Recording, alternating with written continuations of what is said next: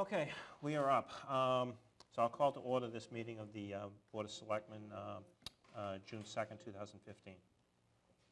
And first order of business, before I start, we did have an executive session planned at the beginning of the meeting.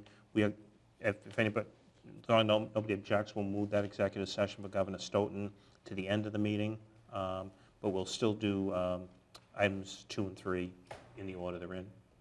Does that sound okay to everybody? Meeting at the end of the meeting? I was going to do 2 and 3 now, and the executive session at the end of the meeting. Does that make sense?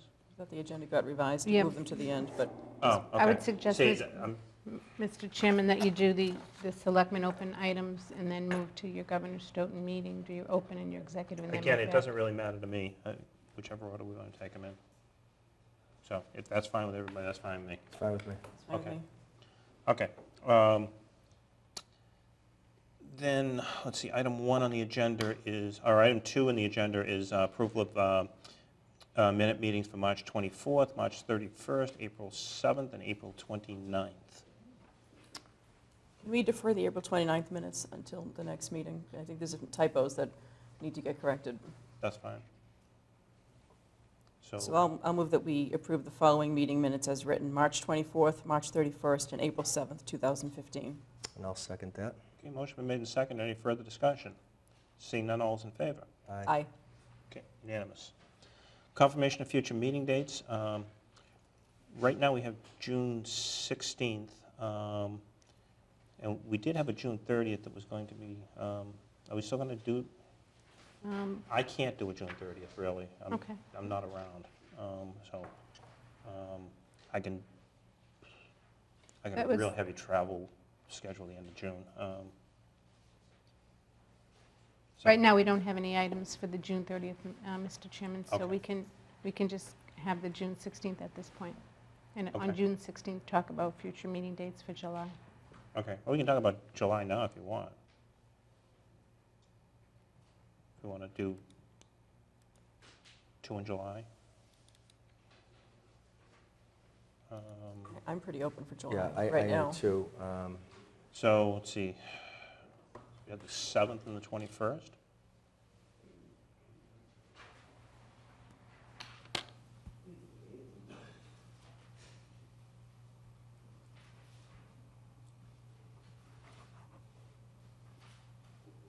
Mhm. That work for Yep, everybody? those are good for me. Yeah. Yep. Okay. Good. Let's see, approval of payroll and vendor warrants. Okay, I'll move that we approve the current payroll and vendor warrants. Second. Motion been made and seconded. Any further discussion? Seeing none, all's in favor? Aye. Unanimous.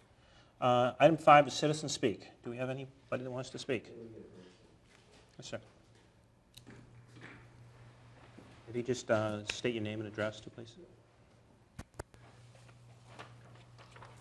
All right, by way of introduction, if you don't know me, my name is William Kring. I live on Elliott Street across from Steel and Rye.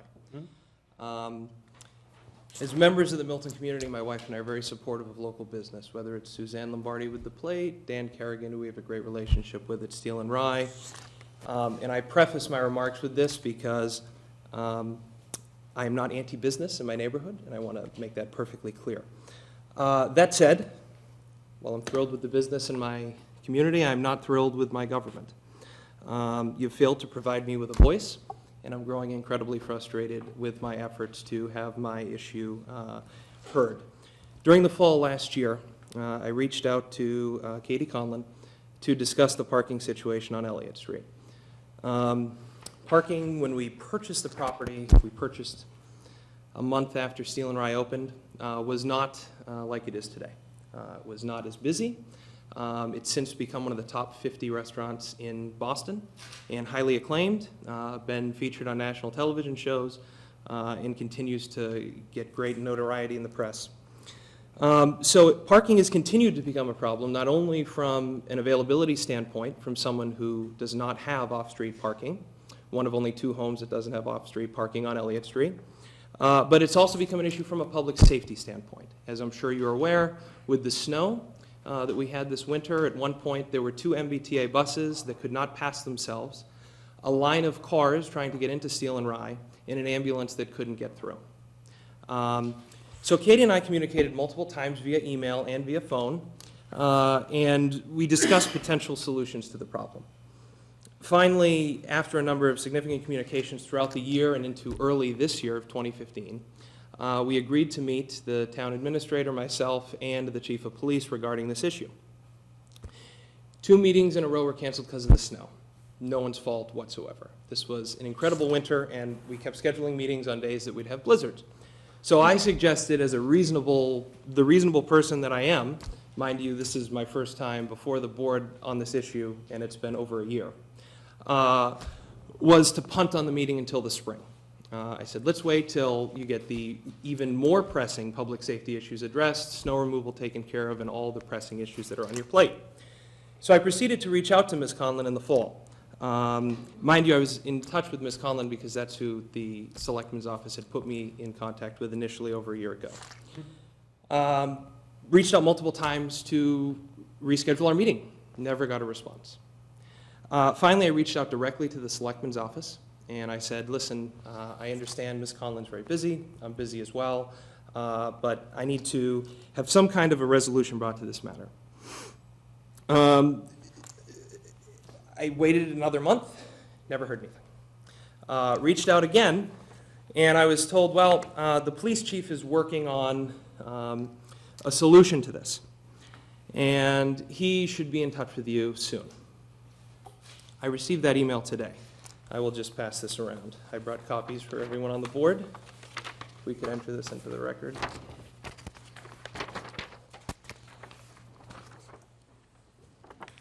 So the police chief notes, pursuant to my concerns, that a public commission of the traffic committee came together and they reached a conclusion regarding my situation.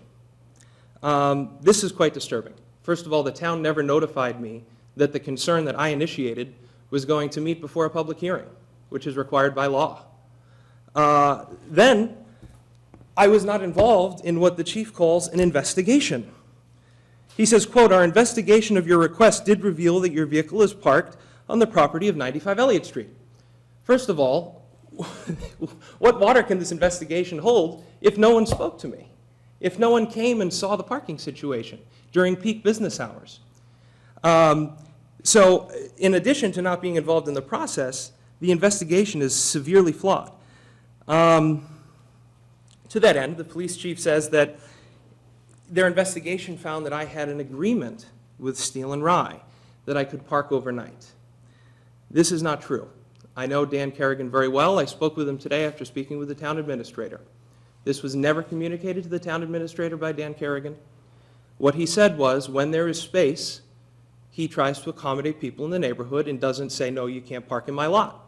That doesn't solve my problem. That doesn't solve the problem that my wife and I have parking or my neighbor has parking. So apart from materially misrepresenting my concerns, there are a number of other issues in addition to not being notified. If the police chief was going to investigate a robbery, wouldn't he talk to the person who reported it? I'm the one who brought the complaint. Police chief never came out to my property to see the situation, never spoke to me. I didn't get response from Ms. Conlon. I never had any kind of notice to go to the public hearing. And they overlook a number of issues here. When Steel and Rye does have a spot that I'm able to take, I'm tipping valets at my own expense. That's part of the reason they sometimes go out of their way to try to get me a space. I have to pay to park at my property where I have on-street parking because there's no parking available to residents. In addition, what is also disturbing and concerning and really highlights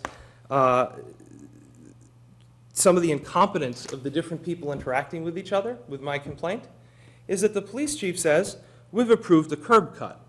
So first of all, I'm a graduate student. I'm in a PhD program.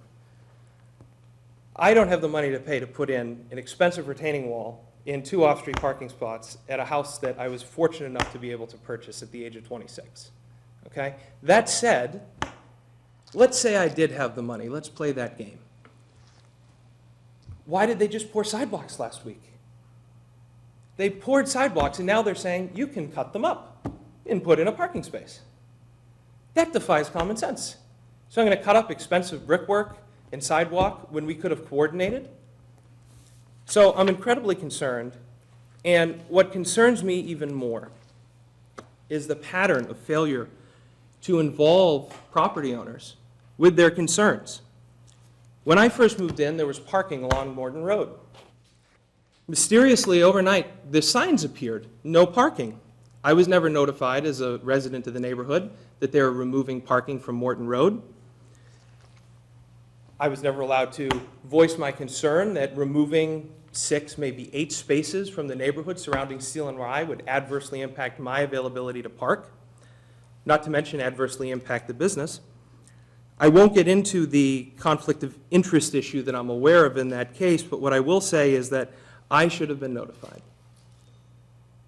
Our neighbors should have been notified, not just the people that raised the concern.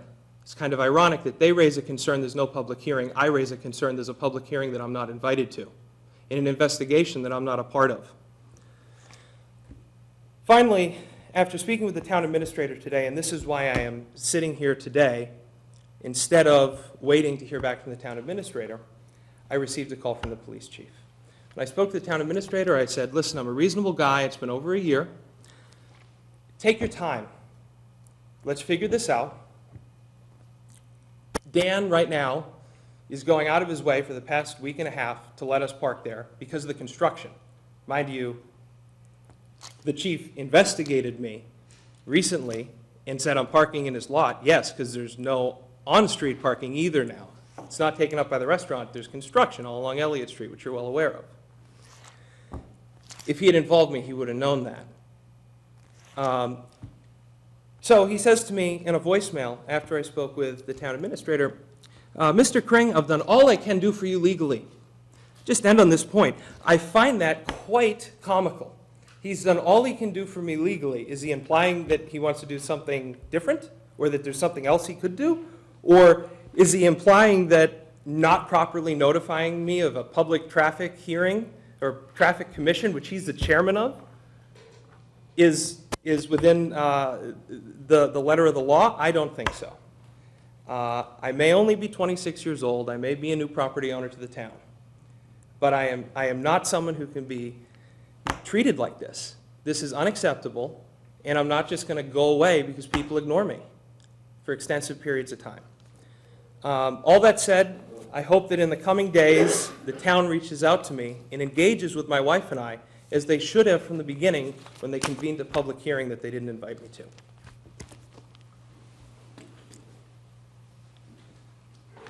Mr. Chairman, I'd like to respond to a little bit of that. Normally, we Sure. wait until citizens Yeah, that's speak fine. response, but I had numerous emails and phone calls with Mr. Kring going back last fall. I had some follow-up discussions with the town administrator and with the chief of police. There are many, well, maybe not many is probably not their word, but there are other homes in town that do not have a driveway and where on-street parking is an issue. And in discussions with the police chief and the town administrator, and what I communicated to Mr. Kring is that if we were to adopt some kind of a policy, it would be a town-wide policy, and that we can't just discuss, one particular property. We'd have to take into account other properties that are in the same situation. I know that the Steel and Rye situation complicates this area, but there were many follow-up conversations. I did not know that the chief had not communicated regarding the traffic commission, and I don't know that to be true. I know you've said that. I'd have to follow up with the chief on that to know what the discussion was, but we did agree. We postponed, including, I think, at Mr. Kring's request, one of the more recent ones, we postponed some meetings in the winter because of the snow. Mm-hmm. We decided that it made more sense for the police chief to take the matter on himself and to bring this before the traffic commission and to handle it at that point back in probably the February, March timeframe. So I did get a copy of this email today, and I have not. It came over late this afternoon from the town administrator, so I have not had a chance to follow up on it. But I would just... excuse me, I'm speaking. There's been a lot of discussion on this. It's a complicated issue, and it's something that, again, there would need to be a town-wide policy. There are other homes on busy streets that are in this situation that do not have a driveway. I believe I'd have to go back and check my notes. I believe the issue of the curb cut was that the prior owner who sold the house to Mr. Kring had applied for a curb cut and an approval was granted. And so that issue had already been in existence. Mr. Kring had indicated to us during some conversations that he was not in a position at this time to be putting in a driveway, but the curb cut is a possibility for the future because it had already been issued. The police chief, I know, did go out last summer to view the property, and there's a neighboring property that's in the same situation. So that's probably all I want to say about it right now, but there's been a lot of follow-up on this, and I know Mr. Kring is not satisfied that we haven't yet come up with a solution, but this is a complicated issue because there are other homes in other parts of town that are in the same situation, and we're going to have to look at a town-wide policy for this. It's not an easy, if there were an easy fix to this, we would have come up with it already, but there isn't an easy fix, unfortunately. So I think there's more that we can probably continue the conversations. I'm happy to meet with Mr. Kring, or now that you're the chair, Tom, maybe you'd like to get involved in it. I think we should follow up with the police chief about the traffic commission hearing, but there's been an awful lot of communication on this issue, and I don't want the implication to be out there that we haven't responded. We certainly have responded. There's lots of emails on this. There's been phone calls, and unfortunately the winter was what it was, and that did cause some delays. Mr. Kring, I'd like to enter one thing into the record since we broke Robert's rules and moved forward to the if you can do it very report. quickly. Very briefly, fine, okay? sure. There is ample documentation going back to April of this year that I've been trying to reconnect with Ms. Conlon. There were no subsequent phone calls from her. The chief himself in the letter, that's not true, the chief in the letter himself says that, oh, by the way, there was this traffic commission. It's clear, the implication from the letter, that I was not notified. And more to the point, it's been more than a year. I've been very patient. And I've reached out multiple times within the past 2 months to the various offices within the town, the administrator, including the police chief today. So I think the evidence is clearly supporting that I am a very reasonable man. And I appreciate that Ms. Conlon may be very busy. If she felt that as no longer the chair, it wasn't her duty or within her agenda to get back to me, she could have easily have passed this on to the chairman or to the town administrator. But there were no responses to any of my emails to reconvene our meeting. I did not cancel a meeting. 2 meetings were canceled because of snow, one of which I wasn't copied on until the last minute. And I reached out and said, that's fine, let's punt till the spring. I am eminently reasonable. And I want to make sure that that's on the record going forward as I'm dealing with the town. I am incredibly reasonable, and I have ample documentation to this effect. Okay, I just want to say 2 quick things. Number one is, if you'd like, tomorrow night we are having a neighborhood meeting on Central Ave, safety issues, safety concerns. Even though you're Elliott Street, I mean, it is the Central Ave area. If you'd like to come to it, be my guest, and that's what, 6:30 at the 6:30 at the Keys conference Keys, room. which is the library conference room downstairs in the library. Other than that, this is not the appropriate time to try and resolve this issue at a selectmen's Absolutely meeting. not. But Absolutely not. we will take it up. Yep. I appreciate that. That's all I ask, and I've been asking for a year.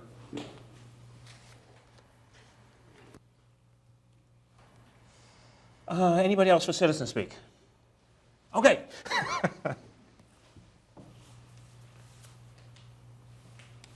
Lily, how you doing? Good evening. How you doing? Good evening. It's that time of year again. It is. It's not Christmas. But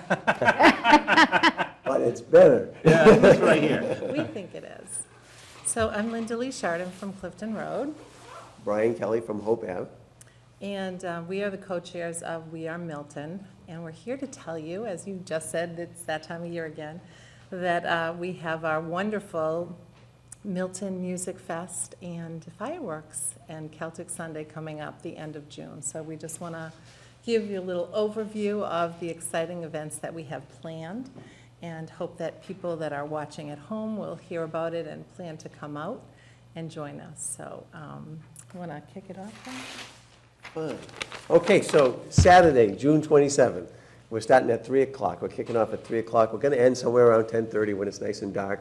But we have a great lineup of entertainment, and this is a great opportunity for some of the Milton performers to be showcased. So we're excited about that. We have one gentleman, Will McMillan, from the group called the FMs. There's 2 of them, and he's at Milton High School, and he's been invited to some other music fests. He's quite an entertainer, and he's just kind of getting started, and so he's excited to be coming on the big stage, as we say. We have a gentleman named John Lucas. He goes to Thayer Academy, lives in West Quincy, which overlooks Milton, and he's with a group that they, the Fugitives, I forget the name of the group that he's with, but they opened for the Dropkick Murphys at the House of Blues, and but that's more of a punk rock type of thing. So, but he's a great singer. So him and one other gentleman are going to come over and play more family type songs at our festival. But it's an opportunity for people to get to know him better. And again, another high schooler. We have Jenna Lottie. Jenna Lottie, some of you might have read about her in the paper. She's been in the Boston Globe. She's been on all the radio stations. She's an up-and-coming great performer, and she has a great story. Some of you know her from her softball career at Milton High and in university, but she's just exploding on the music scene, and we're excited for her, and she's very excited to be on the stage with her boyfriend Chris Facey and their band. So you'll see Jenna there, and we're on Milton Cable, so it's really Jenna Bortolotti, and but her stage name is Jenna Lottie. The Neville sisters are coming back, and most of the folks watching this will be familiar with the Nevilles, with Caitlin and Kelly. And we're excited to have them back for a little bit of country and a little bit of rock and roll, a little bit of everything, and they're just awesome. Joel Hiller Band is going to be here this year. Joel has a history. He used to make spots for radio spots, like radio jingles and things like that. But he's got a great group of people that are going to come up and just kind of some real soulful kind of music. You're going to just sit back and enjoy them. And then we have the open mic review from the open Mac review for the Milton Arts Center. So they've been just very excited about this event, and we've been going to some of their open mics down at the Arts Center in East Milton. And so they have put together some of the performers, some of their key performers who are going to perform. For example, Zip Zap and the Zops, it's a 5-piece jazz band from the high school. I believe Colette Norrie will be playing a song or two. Frank Graham has been instrumental in helping us out. So she's got a group, Frank Graham with Claudia Wellington from town, Kevin Dambrook, and Steve Cousineau. So they all get up and sing. And oftentimes, last year, actually, some of the people from the audience got up and sang with them also. So we're excited about them. And Linda Lee will tell you about the other performers on Saturday night. So I don't know if we said where this is going to take place, but it's Where is this going to take place?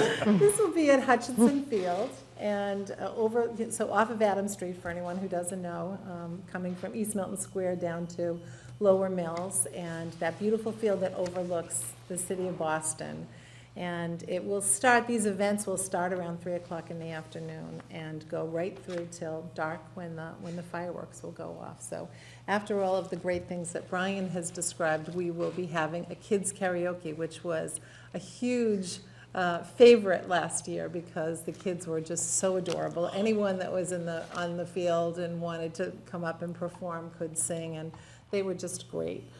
Following that, we'll have a group called the 8 Tracks, and this is a big band. They have brass, they have a female and male singer. They're just really, really talented. Oh, wait a minute, the what? What did you say, the 8 Tracks? Did I call them the 8 Tracks? No? Yeah. Yeah, the 8 Tracks, that's the, Oh, the Ward 8s. I always do go that. back to the 8 Tracks, because that's first. I'm That's sorry. what do They you call that? both have 8 in their name. I know, we got 8 of this, 8 of that. Sorry. So the 8 Tracks, what are they? They're the, They're a cappella. a cappella. So they're great too. But maybe I should put my glasses on. And the Ward 8s, I just described to you, they're fabulous.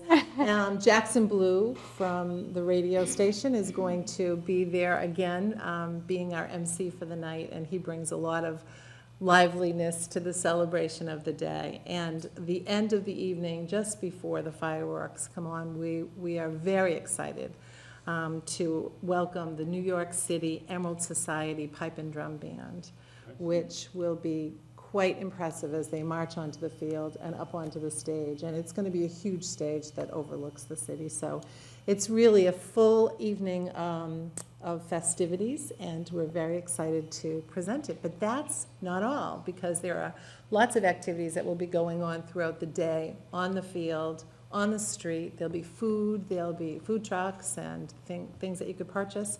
There'll be art and artisans that will be on display throughout the day. Local artisans will be there showing their wares. We'll have Touch-A-Truck. Oh, tell us about Touch-A-Truck. Touch-A-Truck, Jimmy Pascantonio from Town Tree is helping us out with Touch-A-Truck.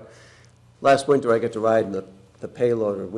It was a lot of fun, so I know the kids are gonna love it, because I loved it. Okay, so they're gonna bring some of the trucks, equipment to the field, but we're also gonna bring some antique military vehicles.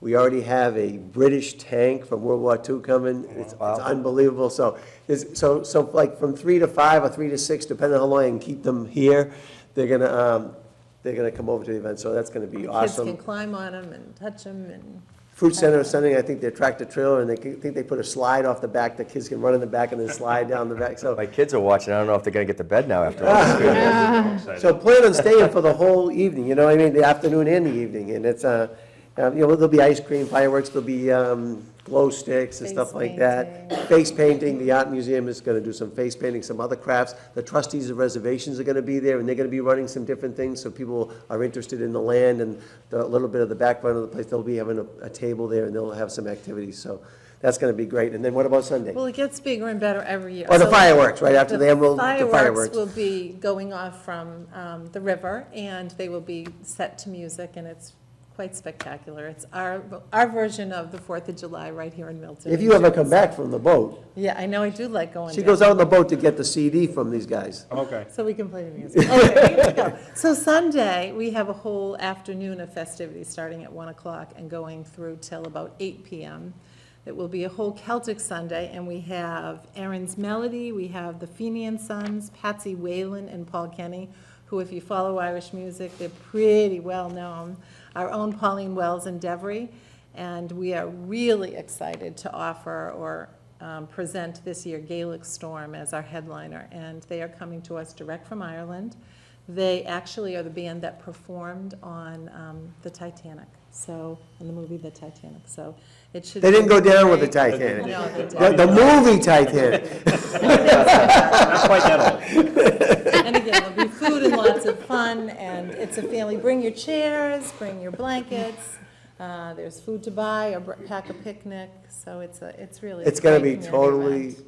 awesome. So really make it, don't go down the Cape until Monday, okay? So we're gonna look forward to seeing all Now, of you there. parking Put your jacket situation on. and Visit the website, wearemilton.org, Okay. and that will have all the updated information on But there'll be parking. shuttle buses We'll be and- shuttle from La Brea, we'll have a shuttle from there and everything, so, and the shuttles worked out well last couple of years, so we're confident they'll be. Plenty of parking. You've got your jacket on, Got my right? Wham jacket There you on, go. okay? We're gonna call this a Wham Jam. I don't know whether you know about it, but Fox 25 is coming for their zip trip. Is that going to be before the?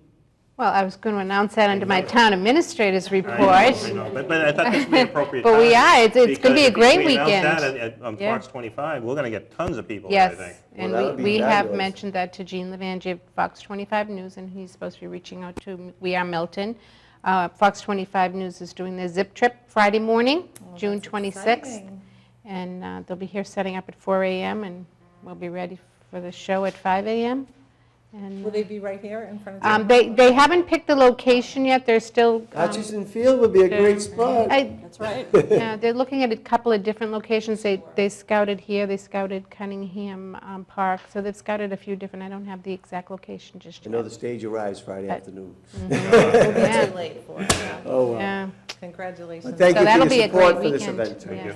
Well, thank you both for all of your work on this. You're doing an awful lot. Thank you. It's fun. Awfully exciting. Obviously, Fun, but it's a lot of A shout out to the Copeland Foundation for, Again. I yeah. wasn't going to generous. leave before we said that, so thank you for Oh, yeah, that. we wouldn't be because here, I mean, really. This is all due to the Copeland Family Foundation and their generosity for us Yeah. for making this happen, so we're Really are good to the grateful. town.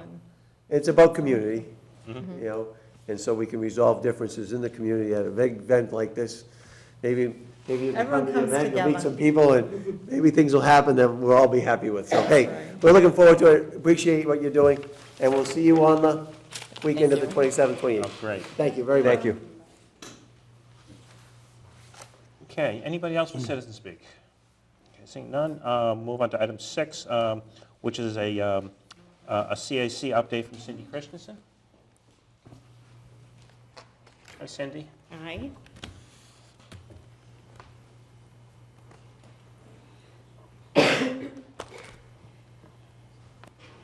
All right, I'm Cindy Christensen. I'm the recently appointed Logan CAC rep. My understanding is that they're calling the old group the Logan CAC and the new group the Massport CAC. Okay. So Caroline is Massport, I'm Logan. I don't know if he has to switch that over to get the screen up there working.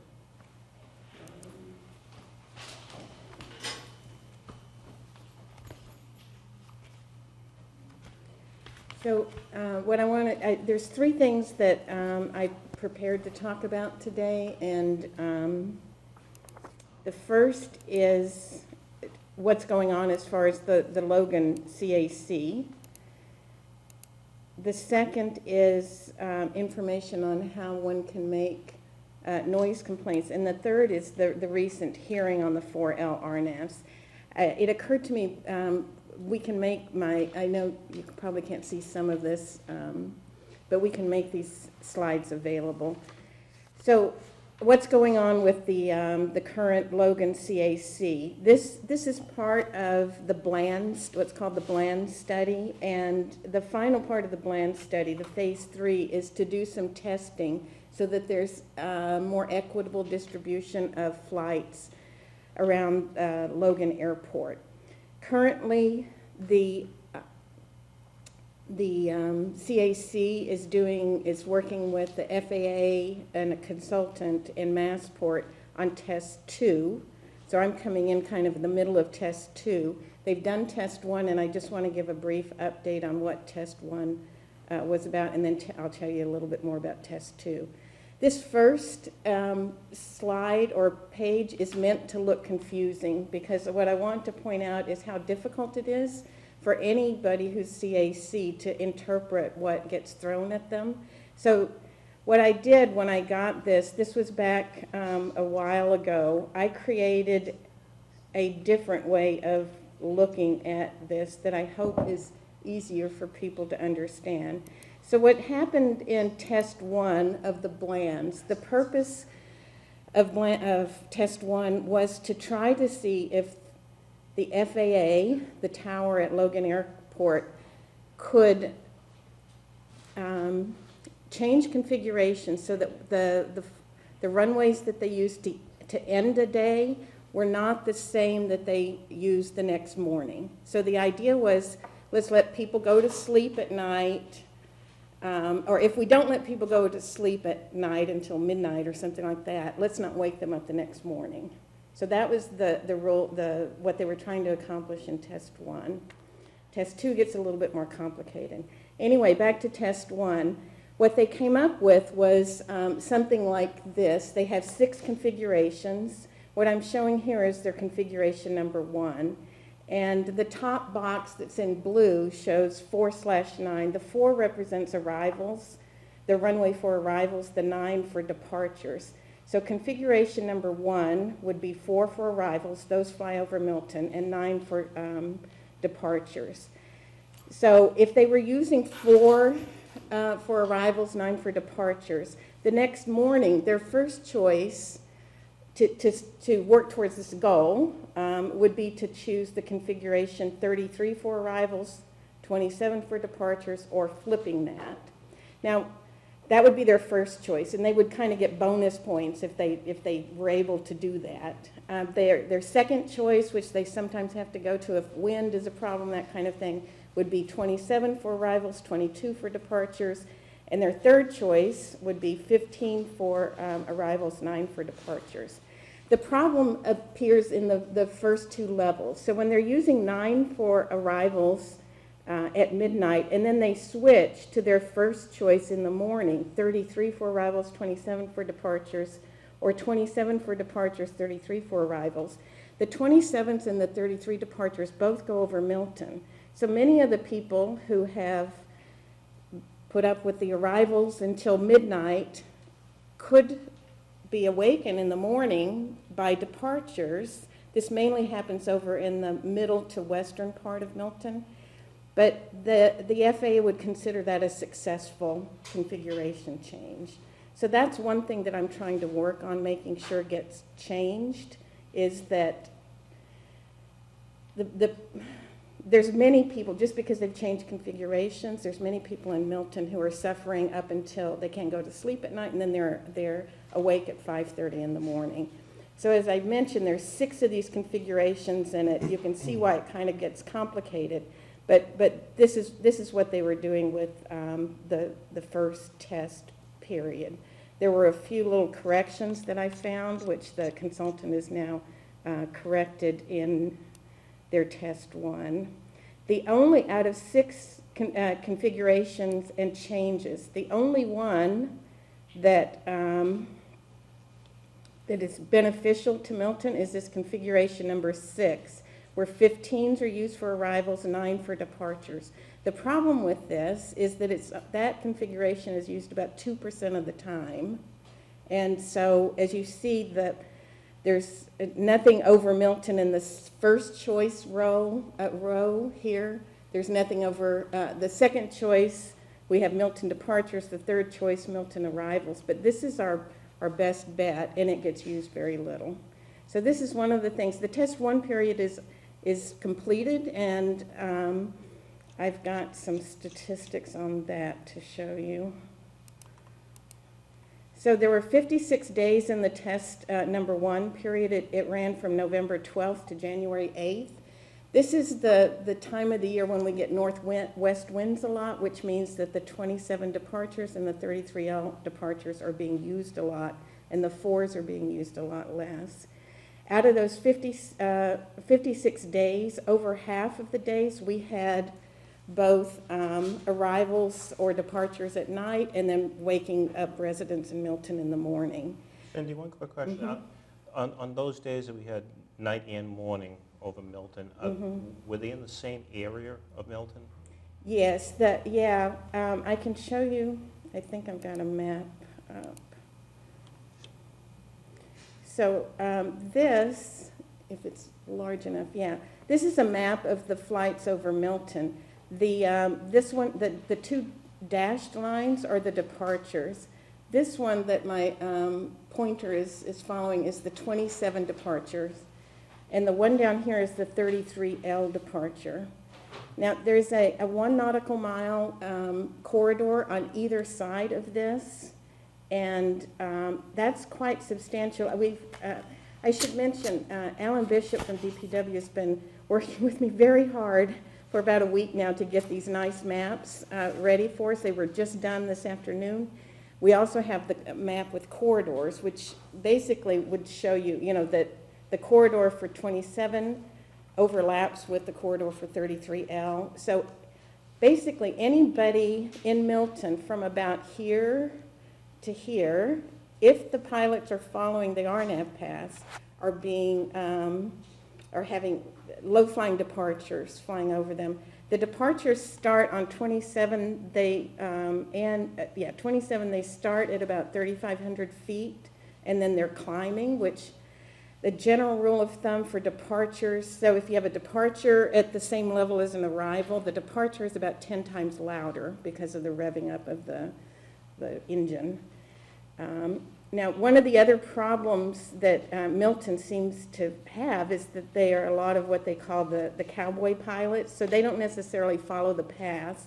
And there's a lot of evidence to show that this latest 33L departure, which they're supposed to come down here to this point, this GPS point called Sea Bear, they actually turn at Kira, the point Kira, and so more and more people along the 27 path are being affected than if the pilots were following the exact route. So where the eastern side of Milton got a bit of a break during these 56 days, it was really rough on the people getting the departures. So I'll go back to these data. Another 19, so 30 had it going to bed, waking up. Another 19 days, they had it either one of those two. There were only 7 days of the 56 where the night-day periods were what would have been called successful if Milton got to define success as no arrivals or departures, both over us. And again, the northwest winds were prominent during this time. So that's kind of the summary of test one, and I don't know how effective I can be at getting the CAC to go back and revisit test one. I gave them some of this information back when they were still looking at it, but I'm not sure any of it got incorporated. But moving on for the purpose of tonight to what's going on with test two. Test two started May 11th of this year. It incorporates and it continues the test one element of switching between the night and the morning. But now they're also trying to switch 2 other times during the day at around 9:30 a.m. and 2:30 p.m. And the idea behind this is that you don't have a full day of airplanes going over your home. Now, just from my own experience, because I've been working at home a lot during the month of May, they're not being very successful at this. I haven't seen the data yet, but if I were keeping score, I would say they're not doing a great job of switching twice during the day. The other problem with this that deserves more of my attention and analysis is that you can kind of see what they're doing. They're going to start with some runway in the morning. They want to change that at 9:30. The heavy part of the day is early, starting about 5 o'clock, 5:30.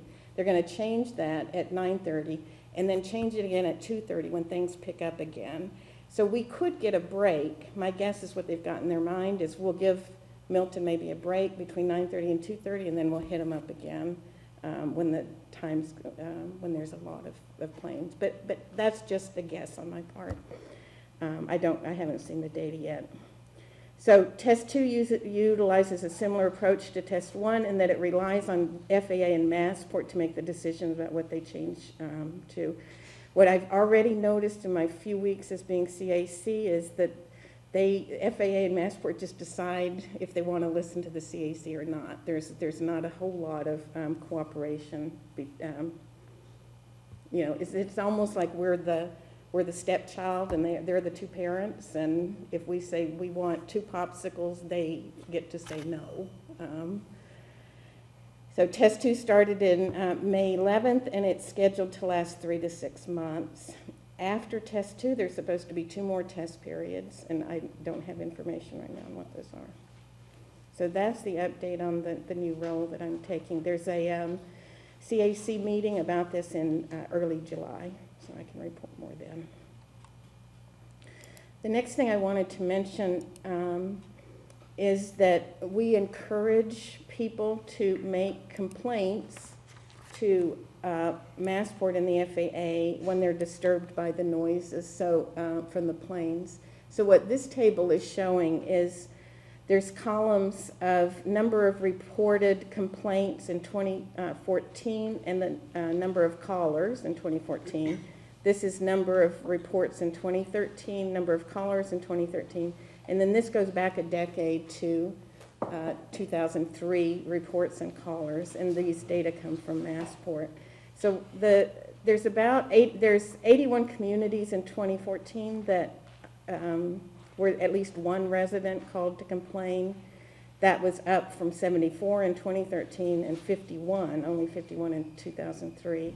What I've done here is I've sorted by the number of reports with the largest community on top from the 2014 report. So you'll see Milton is up there. We had in 2014, you can't see the number very well, 2,669 calls into the FAA complaining about the noise. Hull and Belmont are up there very close with us, but we really take the prize, unfortunately, with over 2,600 complaints from 192 callers.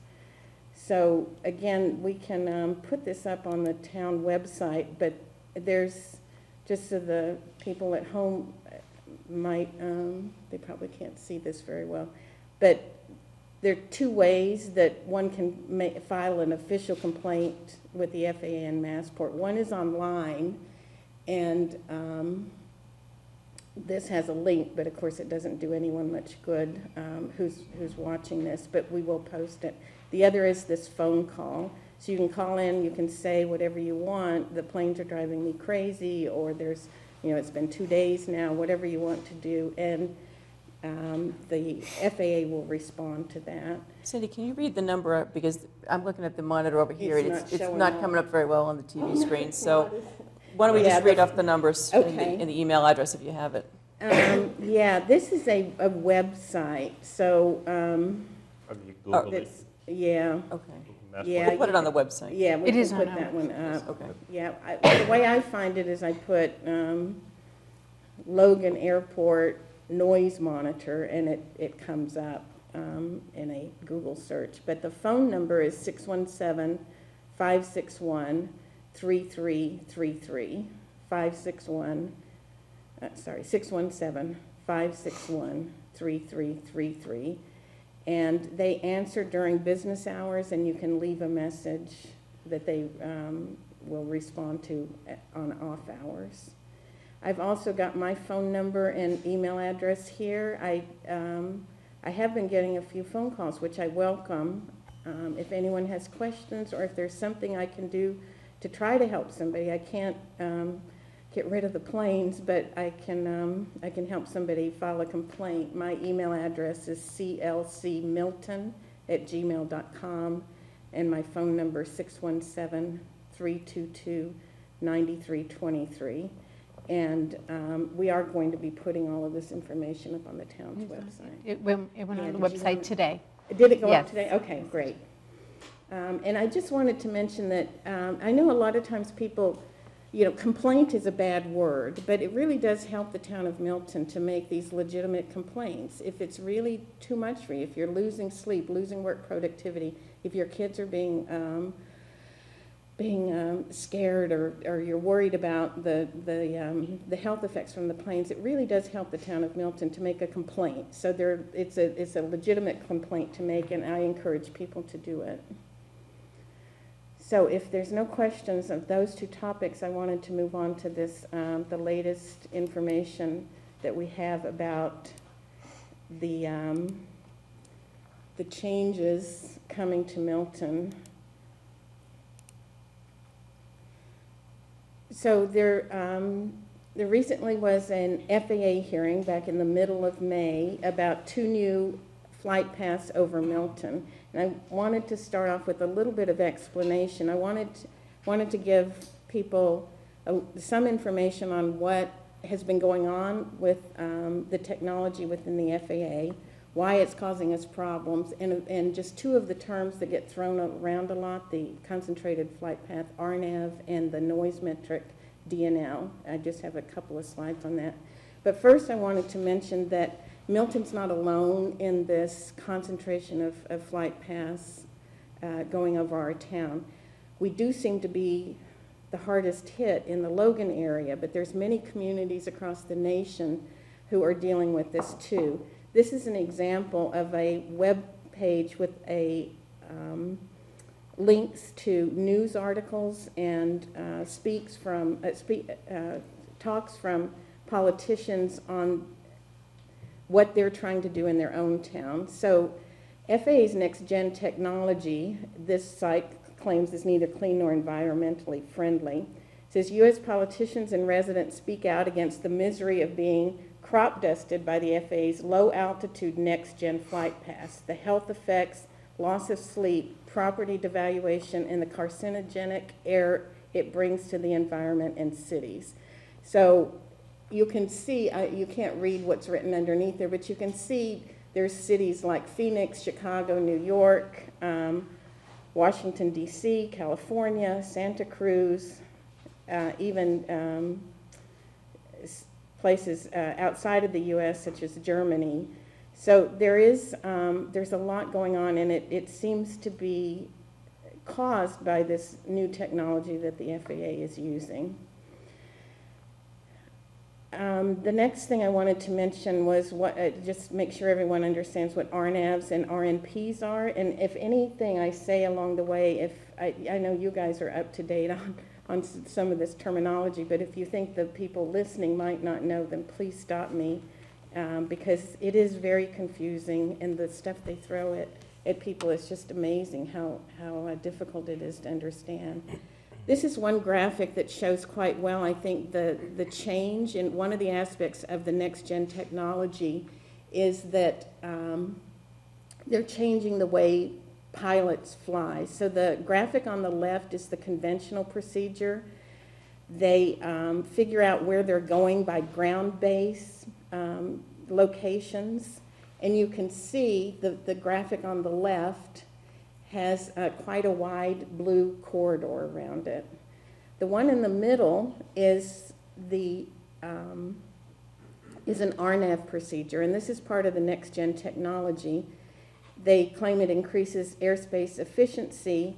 What these are waypoints like that one that we saw on the map of Milton. There are 5 letters. They get a location by latitude and longitude, and they're kind of these little invisible stations up in the sky.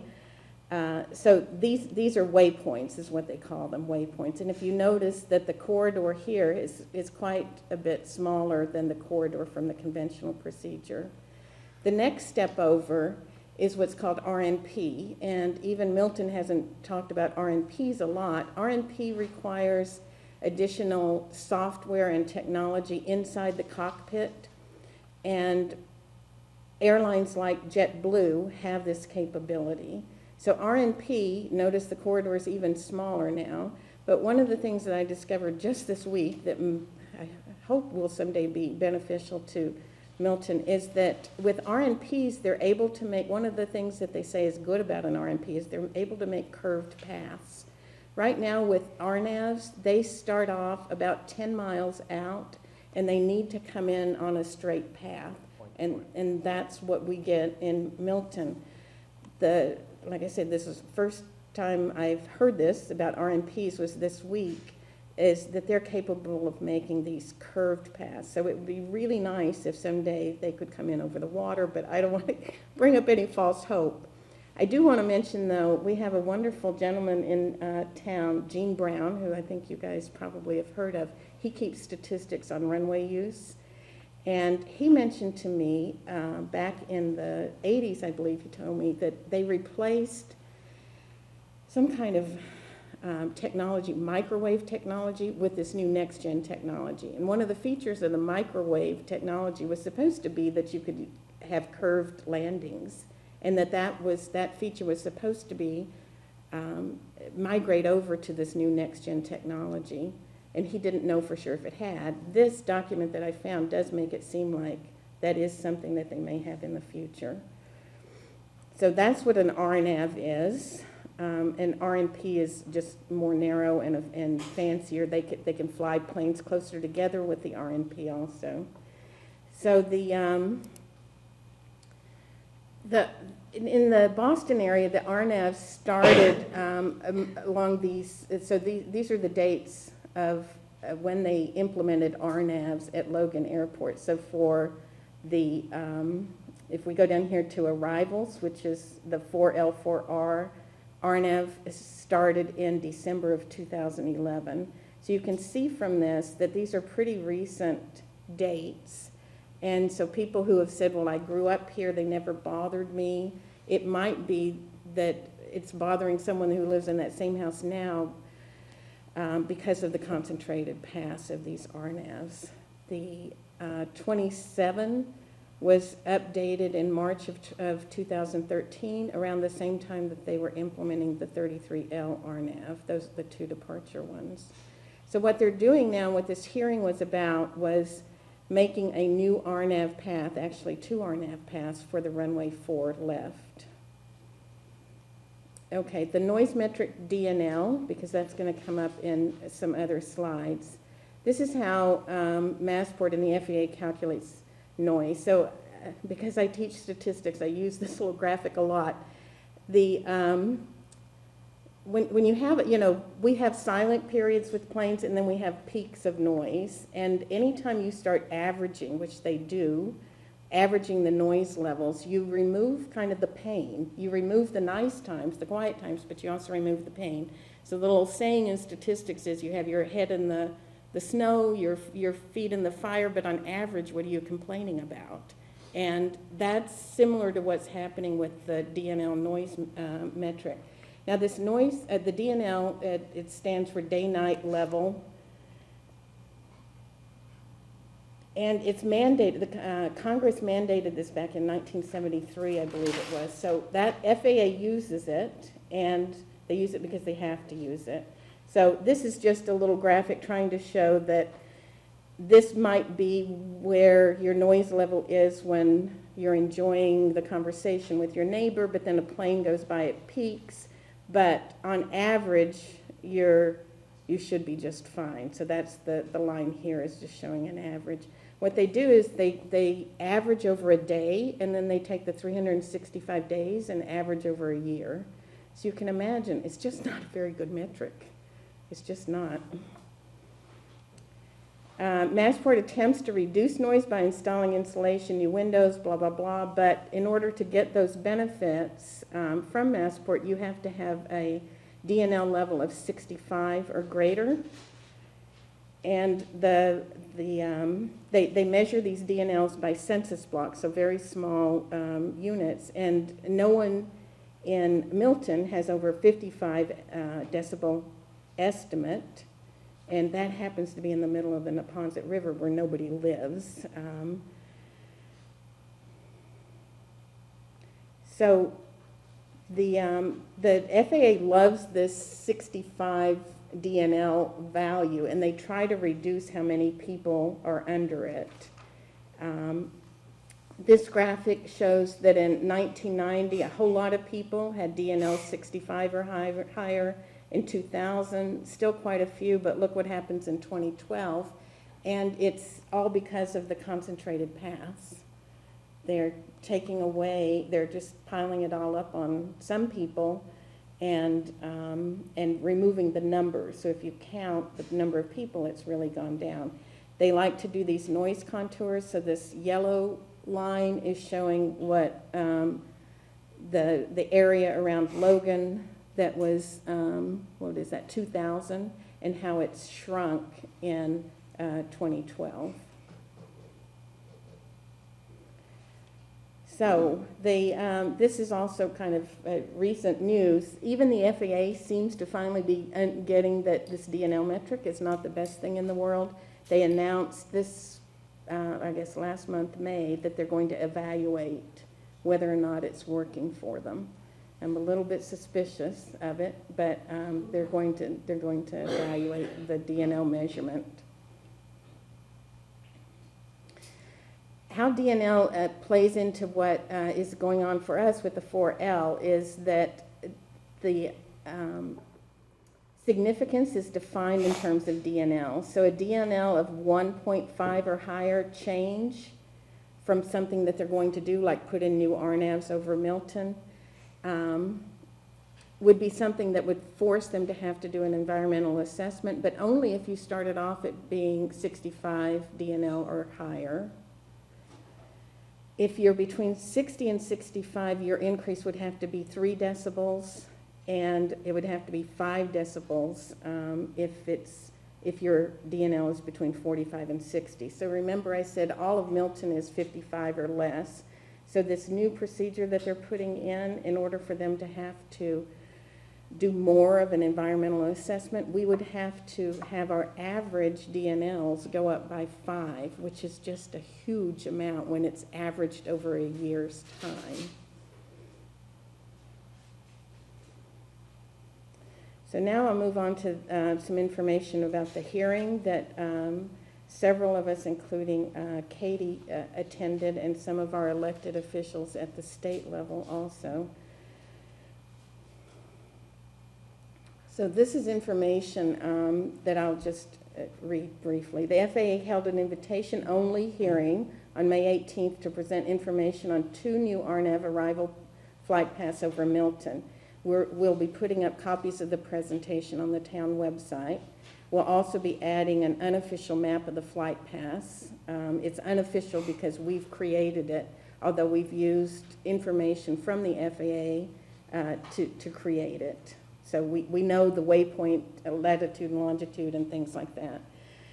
The two new RNAV paths both go into runway 4 left, we call it 4L, and it is meant to move some of the planes that use 4 right over to 4L. One of the 4L RNAV paths is close to the Milton Hyde Park line. The other runs almost parallel to the arrival path to 4. Many Milton residents will have a substantial number of arrivals on both sides of their home with these new paths, and residents burdened by the departure paths over our town will have more disturbances. The FAA presentations report that no new operations will be added. So what they mean by that is that however many planes they plan on landing on the 4s will not increase. So they're not planning on adding increasing the number of flights. However, Milton has reason to expect an increased use of 4R and 4L runways. I just think it's going to happen.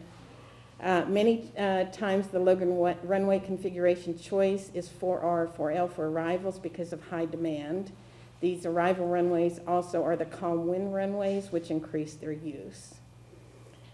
The 2 additional RNAVs will bring Milton's total to 5 concentrated highways in the sky over our town. Residents have legitimate concerns about noise, health, property values, and their quality of life because of the saturated skies. So this, the maps are quite high density, so I wanted to separate it out. But let me just try to go over as quickly as I can what these new paths are.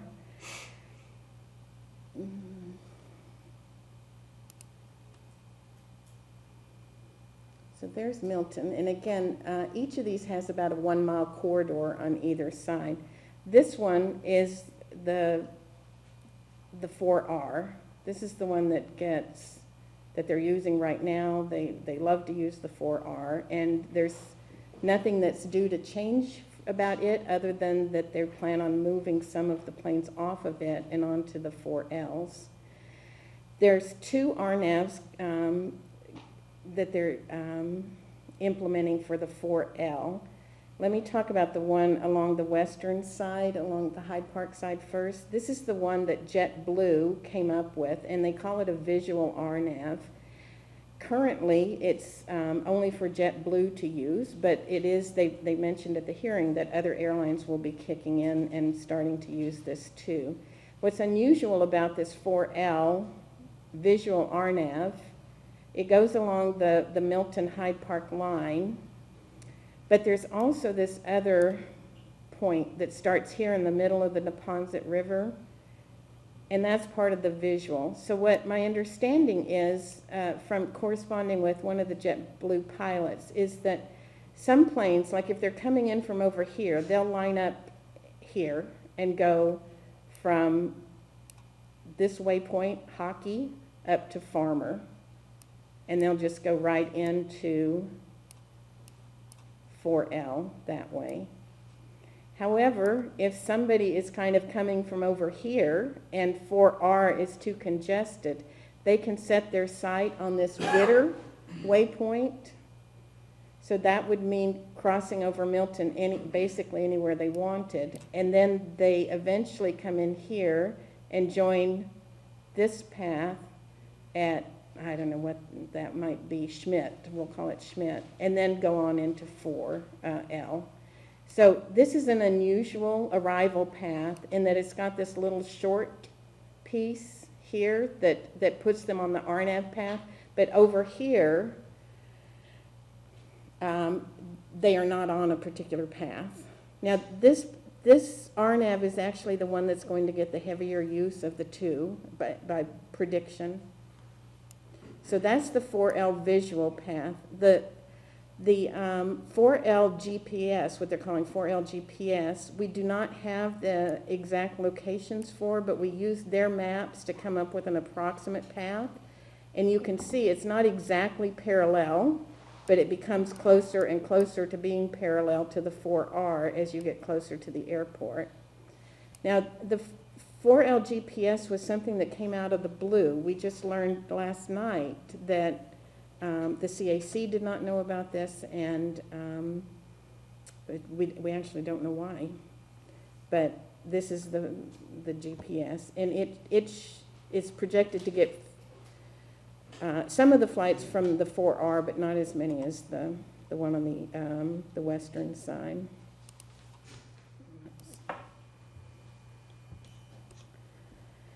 So here's some.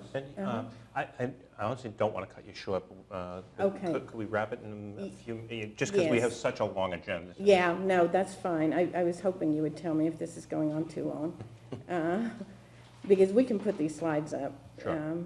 Yeah, this just shows, let me go right to the graphic because a picture is always easier to understand. These are the number of arrivals to 4L and 4R by year. And you can, the blue is the 4L.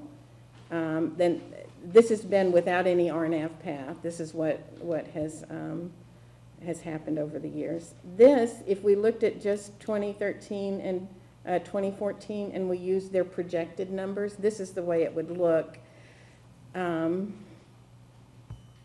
This is what you see in the graph above, but here's what we should focus on here.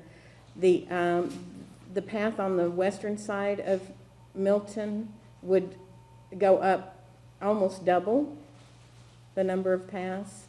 This is the one that we don't have the waypoints for. It's just kind of down the middle of Milton. It's going to get a few, and you'll notice that the bar graph here for the 4R is reduced.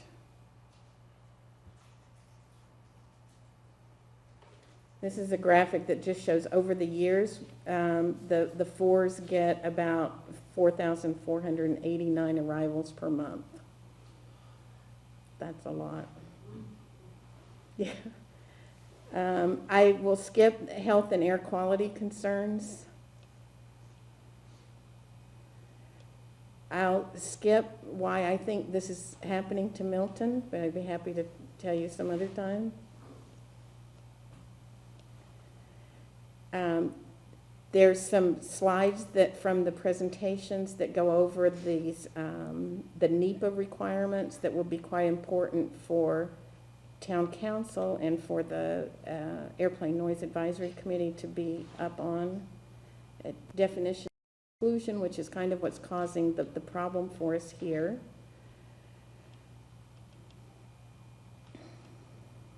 And I'll just skip to what can you do. And this is the information slide. I believe this is my last one on how people can comment to the FAA on the 2 new RNAV paths to 4L. I want to make it perfectly clear that I'm now talking about a different thing than filing a complaint by making a phone call to Massport or going online. This is different. This is going directly to the FAA, and it's just about these 2 new RNAV paths. The current deadline for comments is June 30th of this year, and this is the email address. Again, we'll put it on the web. I mean, unless you think I should read it. It's when they read it to us at the hearing, they did that 9- Apple Nelly, you know, that kind of thing. But it's Yeah, if you want to read it, go ahead. A-ANE-BOS-NAV-4L at FAA.gov. That's where they can send their, if anybody wants to send a comment letter of their own. And it needs to arrive by close of business day on the 30th, which I believe is a Tuesday. We're also trying to work to make sure that if someone wants to write a letter, that there's an address they can send it to. We don't have that information right now. And again, if somebody wants any help from me, I'm happy to do that. And again, just to summarize, what we're talking about now is, in this latest one, is RNAVs for the 4s, which doesn't necessarily put more planes over Milton, but certainly concentrates them in terms of their flight path. So for some people, the problem gets worse. For other people, if they're not quite over that, it might get slightly better, but for some people, it gets considerably worse. Yes, it does. People are going to be sandwiched between these, which is really unfortunate. Mentioned it's about a 1-mile corridor between them. 1 mile. I mean, when you look at the maps that, where Alan showed the corridor, every bit of Milton's covered by By these. one flight By path, yeah. something. There's, I think, 2 houses way over there in the tip of, close to Quincy that maybe are not, but the planes will fly over there too, I'm sure. It's quite substantial, and there's no other town around Logan that has 5 RNAV baths over them. Boston does, of course, but no other town. And you know, I mean, I actually am I suffer from the 4 Rs, and so I had several people after this hearing from the FAA come up to me and say, Cindy, you should be for this. I'm not for it. The reason I'm not for it is I don't trust that they're not going to increase the number of operations. Plus, I'm not for it because I don't like knowing that people I care about in this town are going to be sandwiched between this noise. It's really, it's a zero-sum game, but we have to stand together on this, I think, as a town. And clearly, you know, the selectmen, you know, as a group are, you know, are opposed to the new RNAB, and we do intend to have a comment letter ready to go, you know, before June 30th. Right now, Town Council is working on it. We have some questions that we're trying to get answers to from Massport before we. Well, yeah, respond. FAA, I think, Or and good FAA, luck yes. with that. Yeah. I mean, we can't even get an address to send a letter to, you know? So, but in any event, it's a wonderful presentation, and thank you for all that hard work. Yeah, You really did a well, great job. I hope we can, I mean, it's really is painful for people. You know, we had somebody here last night saying it makes her feel crazy, and I know that feeling. I hear it from other people. It's just really not, and again, it's not just Milton, so we shouldn't feel so bad that we're having this problem, because it is a national problem, even international, so just tough for us to work on it. I know, I know. Thank All you, right. Cindy. Thank you You're for your good welcome. work. Mr. Chairman, we should probably talk about our schedule, since we're not going to meet on the 30th, and that's the deadline for the comments. Then You the need something 16th, ready the for letter may 16th. not be, well, I don't think it'll be ready by then, because we're still waiting on information Well, I would- from I the would FAA. We'll say have a that- draft, but we're probably going to have to review the current state of the draft at that time, and then continue to work on it and circulate, you know, maybe all of us send our further comments to town council. We'll see where we are at that point, but we may have to just delegate you to Yeah. get it finalized with town council. Yeah, absolutely. I mean, I suppose if we needed one meeting in there, we could probably squeeze something in at some point in time. right. but, I spoke with council today, and she's hoping to have a first draft by the beginning of next week Okay. for the board and for the airplane noise committee to Okay, take a look so at. we can put it on for discussion, at least on our. But we'll get it right out to everybody, and then hopefully make the changes, and we'll get it on our June 16th agenda. Okay, great. But again, as Selectman Conlon said, we still don't have the answers to our questions, and our comment letter is predicated on having those answers. But I think we're going to want to circulate it to a variety of people as well, to weigh in on, including the committee, so. Yes. Yeah. Well, and I do, so the website's up, and, I mean, we're going to Yes. start posting stuff Yes. soon, tomorrow maybe. So that's where we should direct people. Yes. Great. Thank you. Thank you, Cindy. Thank you Well, again. Thank you for your interest in this, too. I really do Thank you. think it's the right thing for Milton. It's just too much otherwise. Yeah, we do seem to get certainly an unfair burden. Yeah. All right, thank you. Thank you, Cindy. And item 7, we're going to pass on for right now.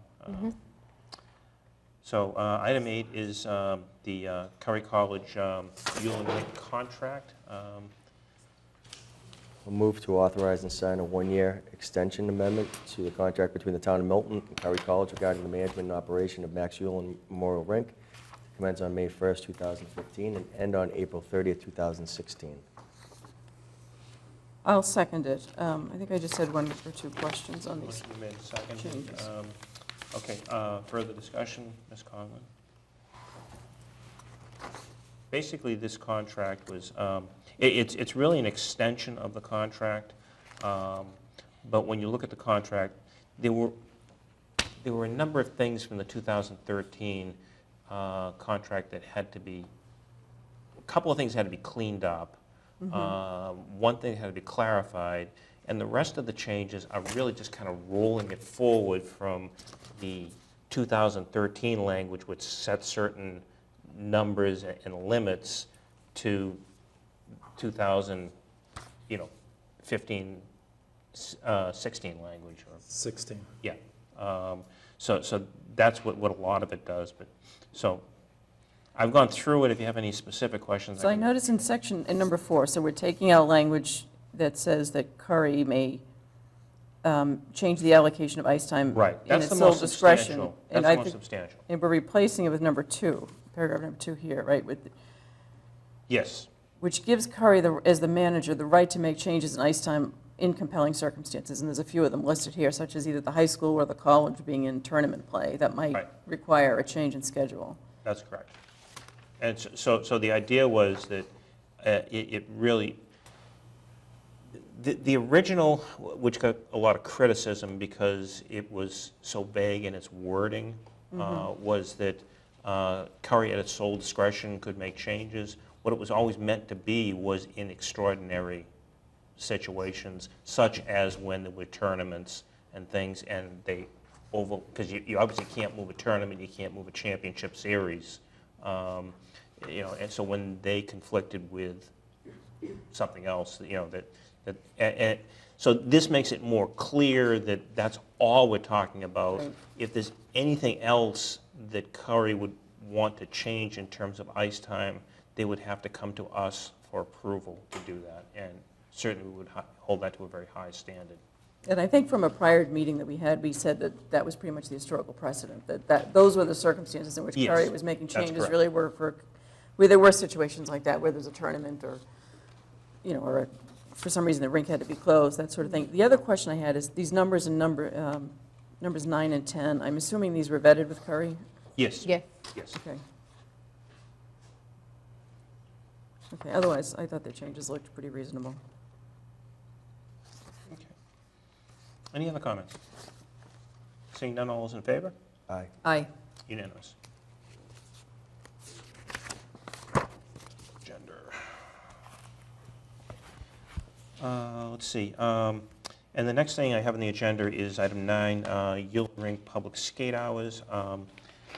I was not able to attend this session, but there was a meeting with Curry, I believe our town administrator was there, Bill Clark was there, to basically kind of discuss a lot of this.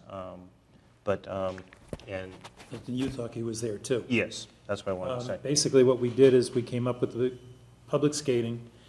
We're required to have 16 hours a week per our special permit and 4 additional hours during school vacation. Right, and they're supposed to be in 2-hour blocks. Right. So what we came up with is public skating starts the Friday after Thanksgiving, and it ends on St. Patrick's Day. The schedule presently calls for 16 hours a week, additional 4 hours during school vacation, and they will be placed at Monday, 7 a.m. to 9 a.m., Tuesday, 12 to 2 p.m., Wednesday, 12 to 2 p.m., Thursday, 12 to 2 p.m. On Friday, 7 to 9 a.m. and 7 to 9 p.m. Saturdays will be 4 to 6, although there are 5 exceptions during that period, at which point they'll be shifted to 2 to 4, but there's only 5 of those. And then Sundays will be 2 to 4. Okay. And then are we still going to maintain public skating early in the year as well, on an at-will schedule, or? We will try to work that into the schedule, Right. but But what we're the after required to Thanksgiving really kind of corresponds with the DCR's schedules. we took the wording right out of the Permit. the permit and the previous RFP that we had to. Right, We took the hours that they had originally given to us. We used the original hours that DCR had used at the Right. rink itself. and we have added back the Friday night. And we have added back that 2-hour window that people wanted. Right. That did take some doing. There is still a little movement in the schedule to accommodate that, but we are going to make every effort to stick to that. We do have another requirement of our contract with the state is the public meeting for the rink users. We have it scheduled for June 30th at 6:30 here in the Blue Conference Room. In other words, 6:30 at 6:30. Presently, over 90% of our ice time is already accounted for, but we did have to, one of the requirements is that we put an ad in the newspaper. Yes. We put it on our website. We have reached out to Milton Youth Hockey to get them to take the Ullin website, put it on theirs. Milton Youth Hockey is already on the Ullin website. Mhm. We just want to make sure that everybody is sharing links so that we make it as easy as possible. Okay. Okay. Okay, anything else we need to know about? I guess the only other, I think it's important to note that Peter Filoni, who represented Milton Youth Hockey at this meeting, was happy with these 16 hours per week of public skating and the 20 on the school vacation weeks. right. I think this is probably a good point to talk also, and just very, very briefly, because we do have a lot still in front of us. You know, we have formed a committee, the selectmen have formed a committee to look at the 25-year lease. There's been some misconception, I think, of what the purpose of that committee is, and really, the idea of that, we've got an awful lot of technical work to do between now and, well, if you figure that, you know, we're under a one-year permit, which is going to expire in next April, and that's in between the two town meetings, you know, and we are attempting to, after that, be on a 25-year lease. We need a business plan. We need people that have the right background to develop a business plan that will be a financial plan and a management plan of how that rink is going to And a capital plan. operate, how it's going to be financed, what kind of capital improvements we're going to make, and how that's all going to fit into a rate structure. That's going to be palatable to DCR, you know, such that they are going to be able to accept our proposal and get the 25-year lease, and something that is also palatable to the general public. I mean, we're not operating it to make a profit, but we are operating it to make sure that it breaks even. We can't put the taxpayers, you know, we can't request that the taxpayers of Milton foot any of this bill. It has to be funded by the users.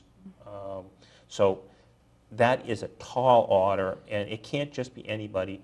We need a good, strong group of accounting and management people that can help us, and some people that understand facilities and capital to get this whole thing together.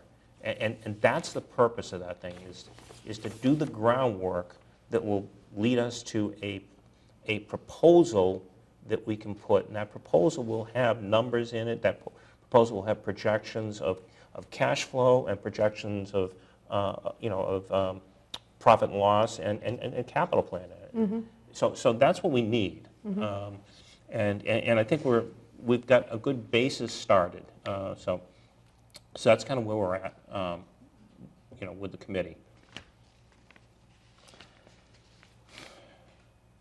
And yeah, I would like to also, while we're on the on that too, that we originally asked that that Curry be on that committee, and Curry has respectfully declined to be on the committee because they may be interested, should it get to the point where there is a decision to go out for private management of that, they may be one of the bidders on that contract.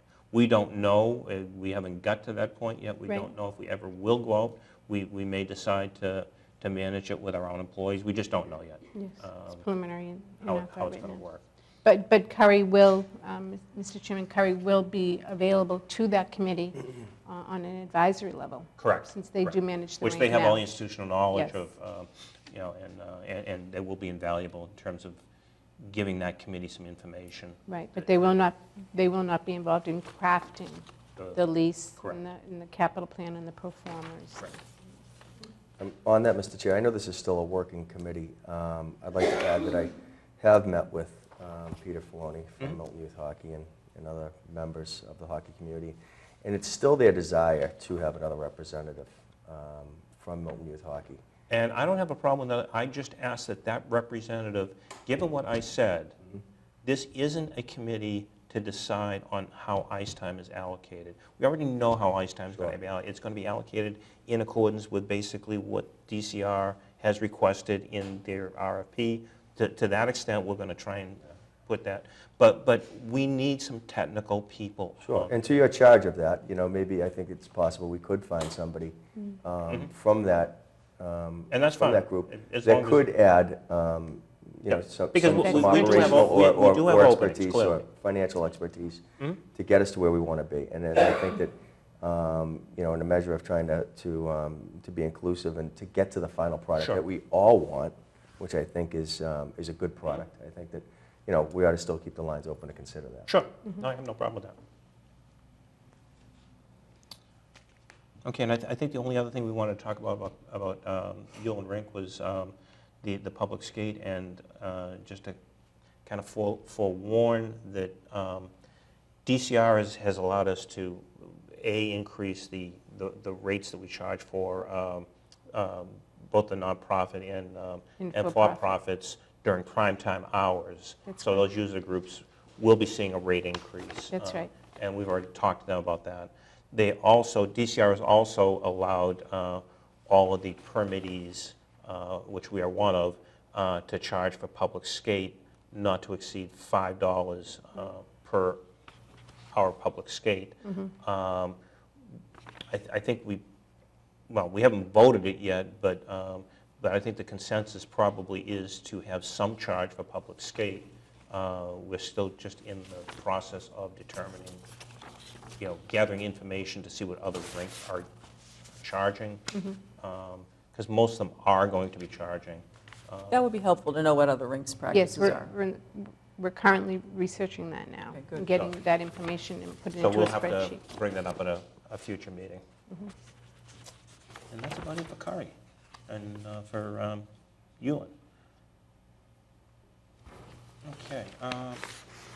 Item number 10 on the agenda is discussion of the Randolph Ave 40B project. I ask that we add this to the agenda.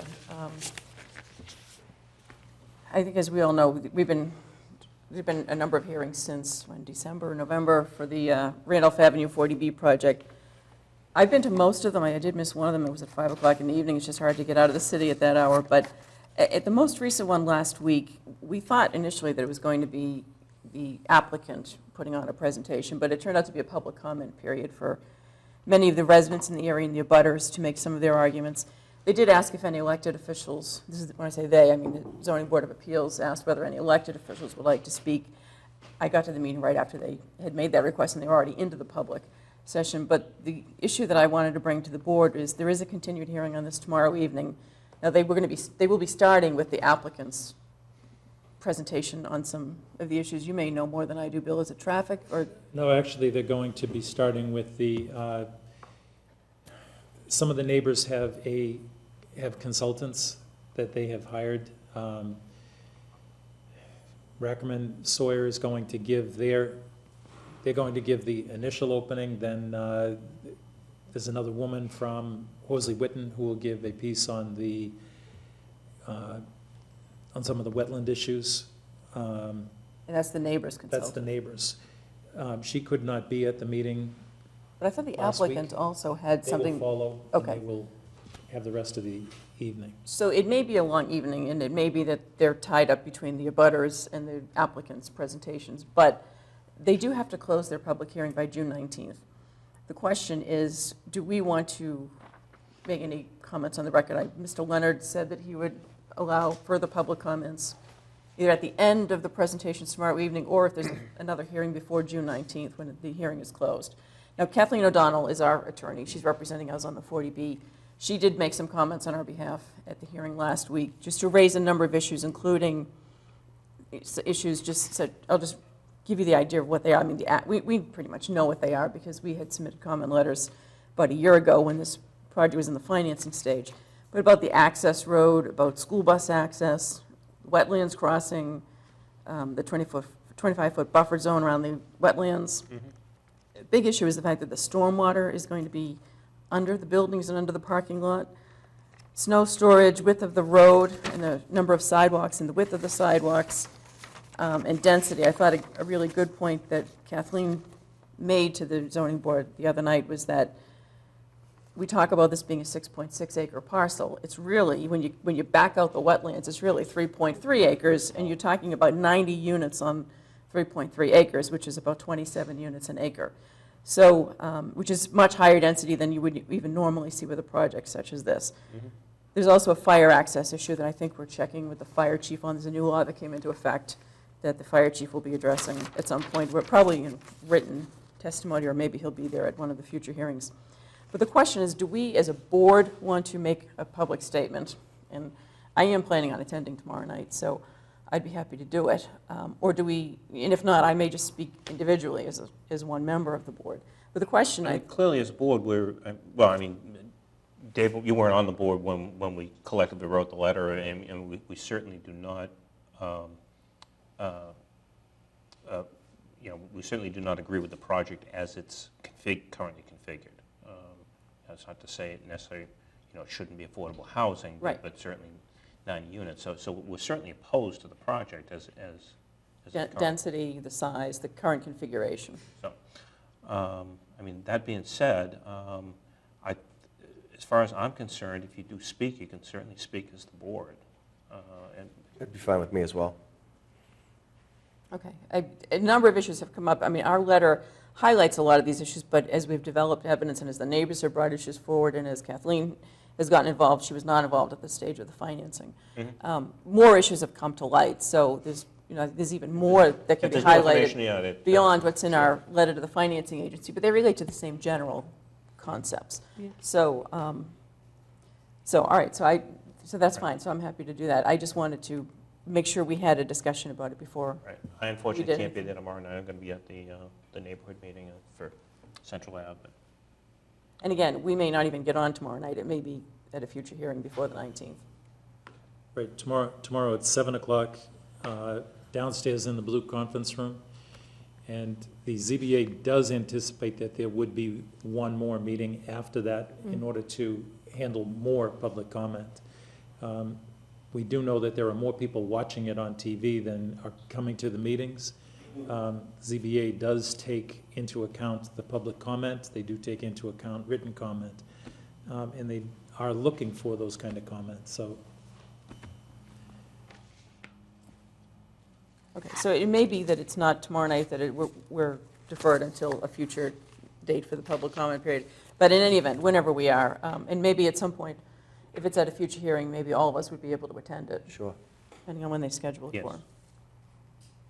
Okay, thank you. Great. Emery, do you have the agenda? Just the paper copy of it, just so Absolutely. I know we're getting things have changed from what I'm looking at. Thanks, So, Bill. okay, airplane noise, is You're that on still to- on the agenda? Or? Discussion appointments for airplane noise committee. Yes. Number 11. Yes, okay, so that still is. Okay, so item 11 on the agenda is board and committees appointments, discussion on the Airplane Noise Advisory Committee. Yes, Mr. Chairman, as you know, the Airplane Noise Advisory Committee was a joint committee made up of Board of Health and the Board of Selectmen. Your appointment for the Board of Selectmen was Dennis Cohane. So I would like to recommend that you appoint David Burns to fill that seat on the Airplane Noise Committee. You, the board, also, there are some other vacancies on that committee, and you, the board, received some volunteer forms of people requesting to be on that Airplane Noise Advisory Committee. And if you'd like to make any of those appointments this evening as well. Well, why don't we get one out of the way first, and so somebody like to make a motion for David? Well, then I'll move that we appoint David T. Burns, 24 Garfield Road, to replace Dennis Cohane as the Board of Selectmen's designee to the Airplane Noise Advisory Committee to serve through July 2016. Okay, and I'll second, so you don't have to second yourself. And you're willing to accept this? I am willing to accept it, yes. Thank you. Okay, any further discussion? Seeing none, all's in favor? Aye. Aye. Okay, that was unanimous. Okay, now, yeah, we have there's a few more, there's, Yes, what, you at have- least 3, right? Yes, you have 3 openings Right. at this point.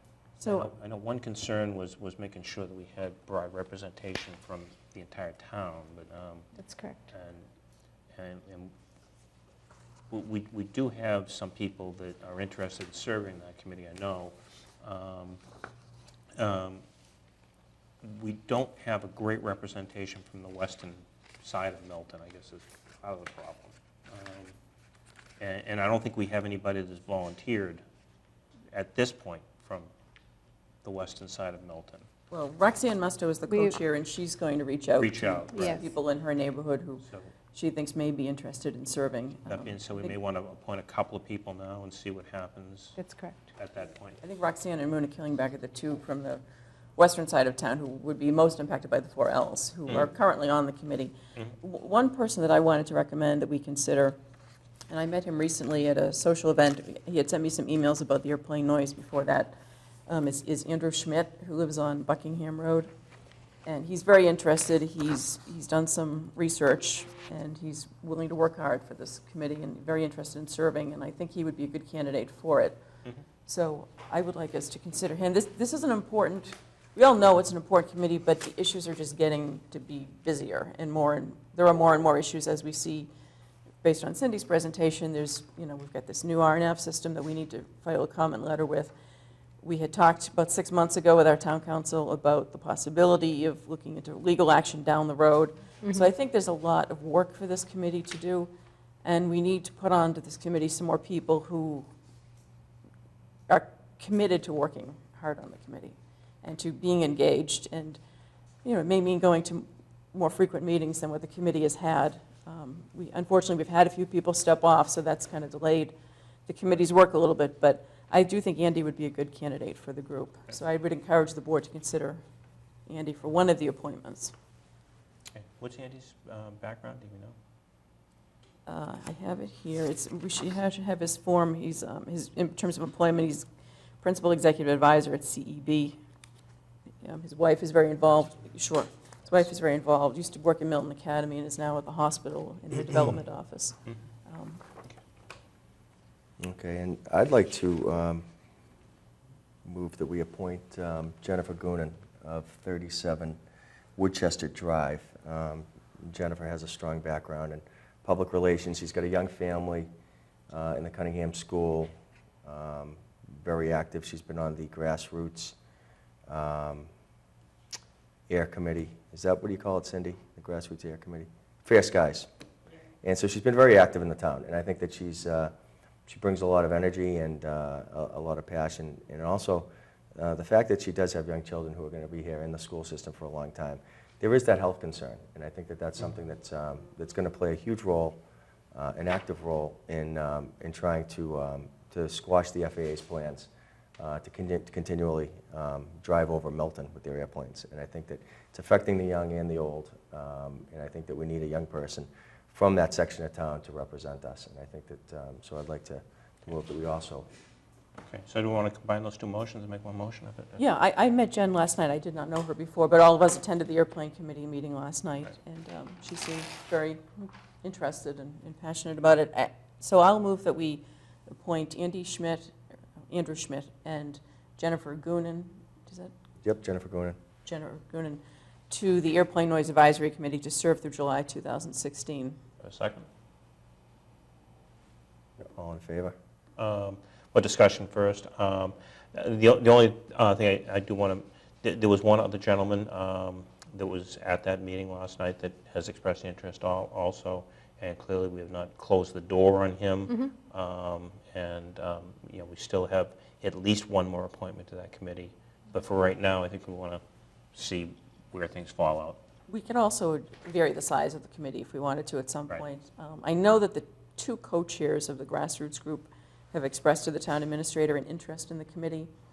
And in the past, we have tried to keep the town committee and the grassroots group, although there are a few members of the grassroots group who are on the committee, we've really tried to keep that separate because they're really different functions, and there are certain things that the grassroots committee may be able to do that might not be appropriate for the town committee or vice versa. Right. Right. So, so I think I still hold to that view that I'd like to try to keep the two groups separate and keep the town committee focused on things like the official comment letter, official communications with the board of health, with elected officials, and the grassroots committee obviously is a private group of citizens that have come together, and they have a lot more leeway, and they can do other things. Right. But I think it's important to keep them separate, and there's a role for both of them. Yeah, I Right. agree, and I think the focus on the committee that I'll be joining is, will be really to galvanize support regionally, too, and to work with other towns Yes. and the city of Boston to get on the same page and be one voice, and to work with our elected officials at higher levels to support us and to advocate for us on a national level. Right. And I think we all support what Congressman Lynch said of trying to make it more of a national coalition kind of thing. And I know the other group has made some inroads a little bit in that respect too, from what I understand. So, but yeah, whatever we can do helps. So that being said, any further discussion? Just to note that whatever we vote tonight now has to be submitted to the Board of Of course, Health. yes. And they will co-appoint the committee. Correct. And it's possible that they may have someone else to recommend to Mhm. us. I think they said they're meeting in mid-June. June 15th, I believe, yes. Any further discussion? Seeing none, all is in favor? Aye. Unanimous. Okay, next, item 12 on the agenda is, again, board and committee appointments, Bicycle Advisory Committee. And we have 5 appointments to that committee. Somebody wants to make a motion? I'll move that we reappoint Eric Ask, Michael Blackwell, Lee Toma, Hugh Stringer, and Thomas Bouchot to the Bicycle Advisory Committee to serve through May 2016. I'll second that. Okay, motion been made and seconded. Any further discussion? Seeing none, all is in favor? Aye. Aye. Unanimous. Again, board and committee appointments. Board of Registrars. I'll move that we reappoint Mary Sennett Burke to the Registrar of Voters to serve through June of 2018, and to appoint Francis Manning Westhaver, 17 Manning Lane, to the Registrar of Voters to serve through May of 2016. I'll second it for discussion, and should we just note that this is Fran will be replacing Kevin Donahue, who's now been Right. elected to the school committee. Yes. The town clerk has Congratulations to recommended Kevin. Fran Westhaver to us, and I think she's a good Let's see. selection. She's got a lot of good experience for this board. Okay, any further discussion? Seeing none, all is in favor? Aye. Unanimous. Again, more board and committee appointments. Educational Fund Committee. Move to reappoint Roxanne Musto, Mary Gormley, James McAuliffe, Meredith Hall, Charlene Street to the Education Fund Committee to serve through May of 2018. Second. Motion made and seconded. Any further discussion? Seeing none, all is in favor? Aye. Okay, next appointment for board and committee, Telecommunications Design Review Committee. Move to appoint Nicholas S. Gray, Esquire of 217 Hinckley Road, to the Telecommunication Design Review Committee to serve through February of 2018. I'll second and thank Nick for his service. I served with him on the warrant committee, and he's now on the Board of Appeals, so I think Nick will be quite busy. Okay, motion made and seconded. Any further discussion? Seeing none, all is in favor? Aye. Aye. Unanimous. Okay, now we have department town appointments. These are for the most part, managers, many of which are in the union. Managers, department heads that are in the union that are on either 1 or 2 year appointments, and there are a number of them. I don't know if you want me to read the names or if you just want to make a motion. You have the names before you if you'd like to do that. I'm happy to read it. Yeah, go ahead. Okay, I'll move that we reappoint the following. Amy Dexter, Town Accountant, through June 2018. Joseph Prondak, Building Commissioner, through June 2017. Mary Ann Sullivan, Council on Aging Director, through June 2017. John Thompson, Town Engineer, June 2017. James Scroy, Director of Information Technology, through June 2017. Michael Blanchard, Assistant Town Administrator, through June 2017. Mark Kelly, Plumbing and Gas Inspector, and sealer of weights and measures through June 2016. Dominic Franciscali, wiring inspector through June 2016. Brian Carlisle, Assistant Director of Public Works and Local Superintendent for the Suppression of Gypsy and Brown Tail Moths through June 2016. That's quite a title. Joseph Lynch, Director of Public Works through June 2016. John Flynn, Town Council through June 2016. Richard G. Wells Jr., Keeper of the Lockup, Chief of Police through June 2016. And Diane Ferrari, Agent for the Peabody Fund through June 2016. Okay. Can I make a motion to have conversation? Sure, well, let me second, and then, or if you want a second for purpose of conversation. Yeah, I'll second. Okay, that's Sure. fine. Okay, so motion been made and seconded. Any further discussion? Yeah, I'd just like to say that, and I'm looking forward to meeting a lot of our new department heads, or department heads that have been here for a long time. You know, I have some meetings set up over the next few weeks, and you know, and I know they do a very good job, and a lot of times under a lot of tough circumstances, and I don't think that a lot of times public officials get the credit that they truly deserve. And I think it's a difficult job, one that many people really don't understand. They put a lot of long hours in. But what I'd like to do, I'd like to you know, get to know them a little bit better, and you know, really understand, you know, as I'm coming onto the board, you know, what their roles and responsibilities are as it pertains to their job, and their future goals in that in their department. Having been a former department head in the city of Boston and town, I do know typically what is asked. And one of the things that I'm a little concerned with, though, is that you know, having gone through my campaign and knocking on over 2,000 doors and talking to a lot of public forums, there's a real need for better service in town.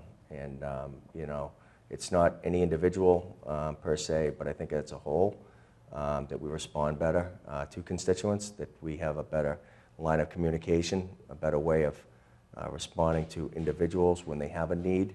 And even if we can't get them an answer right away, that we can at least let them know we're concerned about them and that we will get back to them. So I just want to put that out there, something that I'm interested in, and something that I will be looking at. I hope that we can, as we go forward, and when we look to do new contracts, we can put in evaluation periods, whether they be midterm and finals. That's something that we can take really serious. And I know that we're going to be going to a strong form of town administration. I think that that's a very, very solid outcome for us. I know it was a big win at town meeting, and I think it's going to enable us to be to create more measurable outcomes, I think, is what we're looking to do. And so I'm looking forward to that. I just wanted to put that out there. It's something that it's near and dear to my heart, and I know it's near and dear to the voters that are out there, and they spoke loudly and clearly about that. Yeah, I mean, I echo that. I'm all for, you know, making sure that we do have a good, strong management team, and that they are evaluated. You know, I mean, feedback, positive and negative, is helpful, I think, in terms of, you know, making sure that you do your job and do your job well. So, so that being said, any further discussion? No, I agree with what your comments are, Dave. And I think as we talked earlier about when we get into, I think July, Anne Marie's mentioned is probably the best time we'd put that on the agenda. When we get into a discussion of the board's goals and objectives, there are some areas that, for instance, we were going to have a snow meeting to talk about DPW and how we might rearrange some of the communications and some other practices in that department, as well as other departments. And I think we can talk about some of these service issues and as part of the board's goals and objectives, so that it filters then down from the board and into the department, through the town administrator into the department heads. And I think those are all good points that we should be looking at as we go forward. Okay. Any further discussion? Seeing none, all those in favor? Aye. Unanimous. Okay, next on the agenda we have the approval of the bond anticipation notes. There is about $1.3 million of expenditures that we have to finance. Year-end expenditures, Right. Mr. Chairman.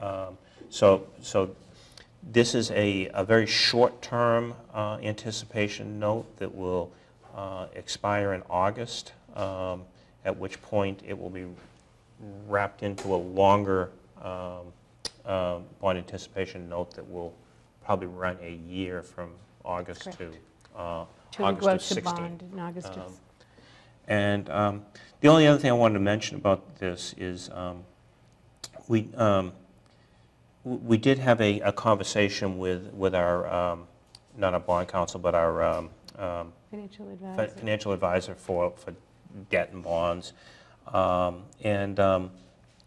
There's what's called bank qualified and bank non-qualified debt. And the difference is, if you're a small issuer of municipal bonds, and Milton is, it's basically anybody that typically is under $10 million in bond issues in a year, which we are. Those are called, if the town designates them as such, they are bank qualified, which means that for the bank's purpose, in terms of purchasing those bonds or notes, which are tax exempt, that they can write off as a tax deduction the carrying costs of those. If the issue goes over $10 million in a year, then they, by definition, cannot be bank qualified, which means that the bank purchasing cannot deduct the carrying costs of those bonds for income tax purposes. So that pushes up the interest rate. This year, we don't think we're going to exceed the 10 million, but we're going to get fairly close. And it's certainly something worth watching. I mean, it doesn't have a huge impact on interest rate, but it could have a quarter to a half a basis point impact on interest rates, just because of the fact the purchaser, it doesn't have the same tax advantage when purchasing them. So I just wanted to make that point. But other than that, and that's part of why, because it's measured in the calendar year. So by doing this and then pushing it forward into 16, there wasn't an advantage to doing that. It keeps in the threshold. Yeah. So other than that, we have before us, and we do have a purchaser. I don't know if I have it in It's front. Radius Bank Yep. at a cost of 0.37%. Yep. So less than a half a or percent. Less than a half, yeah. Sounds like my bank account. Should you- Better than my bank. I normally recuse myself on anything relating to bonds. The town treasurer informed me that because this is only a 2-month borrowing, there's no legal opinions being given. Bond counsel, whom I work with, is not involved in this matter at all, so I'm not going to be recused on this. Okay. Just noting that for the record. Okay. So we do have a motion in front of us. So I'll move to award the $1,327,064 Town of Milton General Obligation Bond, Anticipation Notes, Municipal Purpose Loan dated June 14, 2015, and maturing August 12, 2015, to Radius Bank at a net cost of 37.37%. Second. Okay, motion been made and seconded. Any further discussion? Seeing none, all those in favor? Aye. Unanimous. Okay, let's see. Item 18 on the agenda is change in offices at Wallaston Golf Club. Make a motion to approve the appointment of the following members. The 2015 Wallaston Golf Club Board of Directors: Patrick Kenny, 82 Parkwood Drive, Milton; David Gooding, 16 Frothingham Drive, Northeastern; Dennis Lombardo, 54 Highland Circle, Wayland; William Roach, 475 Highland Street, Milton; Patrick O'Brien, 101 Emerson Street, Melrose; Joseph Harrington, 4 Heather Drive, Milton; and Christopher Castor, 267 Hillside Street, Milton. Second. Motion been made and seconded. Any further discussion? Seeing none, all in favor? Aye. Aye. Item 19, a one-day liquor license for Library College. Move to approve a one-day liquor license for Library College for a fundraiser to be held on Thursday, June 4, 2015, at 303 Adams Street from 5 to 10 p.m. Second. Motion made and seconded. Any further discussion? Seeing none, all in favor? Aye. Aye. Unanimous. One-day liquor license, Milton Academy. There's a series of them here. Move to approve a request from Milton Academy for a one-day liquor license for the following dates and locations: June 12, 2015, Cox Library, 6 to 7:30 p.m., Pritzker Science Center, 6 to 7:30 p.m., Schwartz Student Center, 6:30 to 10:30 p.m. June 13, 2015, Schwartz Student Center, 6 to 9:30 p.m. Stratus Library, 6 p.m. to 9:30 p.m. Elliott Commons Millet House, 6 p.m. to 9:30 p.m. Cox Library, 6 p.m. to 9:30 p.m. Pritzker Science Center, 6 p.m. to 9:30 p.m.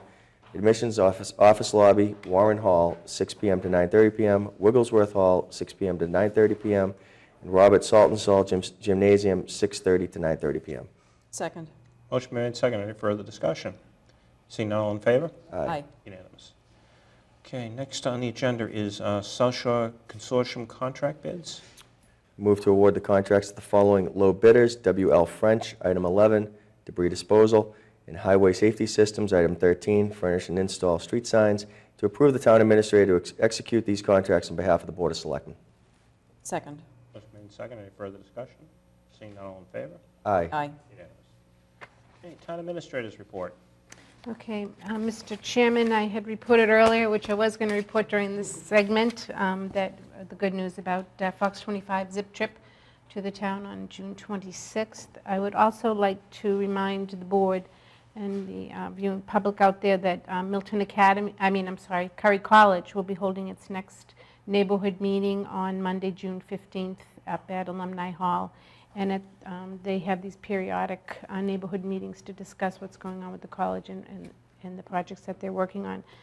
The meeting will update the neighborhood on the landscaping plans and renovation for 1016 Blue Hill Avenue. And that's it, Mr. Chairman. Okay. Item 23 is Chairman's report. I have no report tonight. Members' reports. I have one thing that I'd like to mention, that it's the 100th anniversary celebration of Troop 3, Milton. I was a member of Troop 3 under former town administrator John Cronin. And there's a special honor this year. There's the Eagle Court of Honor, and it's going to be going out to David Buchanan on June 20th. So I just wanted to recognize David for his great merit, and it's quite an honor to be an Eagle Scout. I have a nephew that is an Eagle Scout. I didn't make it there. I know Mr. Cronin probably is still happy that I didn't push myself to the limit, but that's okay. But I think it's quite an honor, and I think that he should be commended for the follow-through and all that goes through with that, and it's really an honor. So congratulations to David Buchanan. Yes, I agree. It really is an honor to be an Eagle Scout. The amount of work that they have to go through to get Get a letter on that to write that honor. I mean, earning every single possible merit badge you can, and it's just incredible. And those are nice ceremonies to attend. Yeah. Yes. They really I are. do enjoy going to those. I don't have anything to report, but there's one thing I wanted to mention at some point during the agenda before we forget. There's someone not here tonight who used to always be sitting in this chair right over here, and that's Frank Schroth Yes. Yeah. of My Glad Town you did that. Matters. Glad you brought And it up. Frank, although it was his own personal enterprise to run My Town Matters, it was a great public service. Absolutely. And the fact that he's ceasing to publish, I think, is creating a huge void, and for a lot of people who like to get the daily news of the town by taking a quick look at 02186 My Town Matters and seeing what's new, what his commentaries were, what their reporting on the meetings was. But obviously, it's something that required him to be out probably 3 or 4 nights a week at different meetings: the planning board, the selectmen, the school committee, the warrant committee, sometimes the Conservation Commission and the Board of Appeals. So it was a huge amount of work for him, and I'm glad he's still staying involved in town as a library trustee. We're going to miss My Town Matters, but it was a great service that he provided to the town, and it will be missed, and there's been a lot of commentary to that effect in the last couple of days. So I just thought it might be appropriate for us to thank him for all that he did for residents and for the town through that publication. Yeah, absolutely. When you just think about how hard that job is, we certainly have Laura out there, and she's at every selectmen's meeting, but Frank was all by himself in terms of that, and virtually at every meeting, every time you turned around, and no matter what meeting it was, you'd see Frank there, and he really worked hard and did a great job.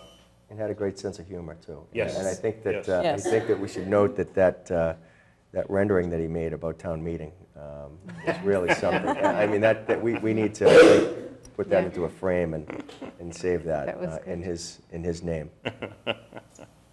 You don't do that sort of thing unless it were a labor of love for the town, and I think Right. Frank certainly had that. So I'm glad he's still going to be on the library trustees. We'll miss him at our meetings, but he'll have some evenings to himself now to Yes. enjoy.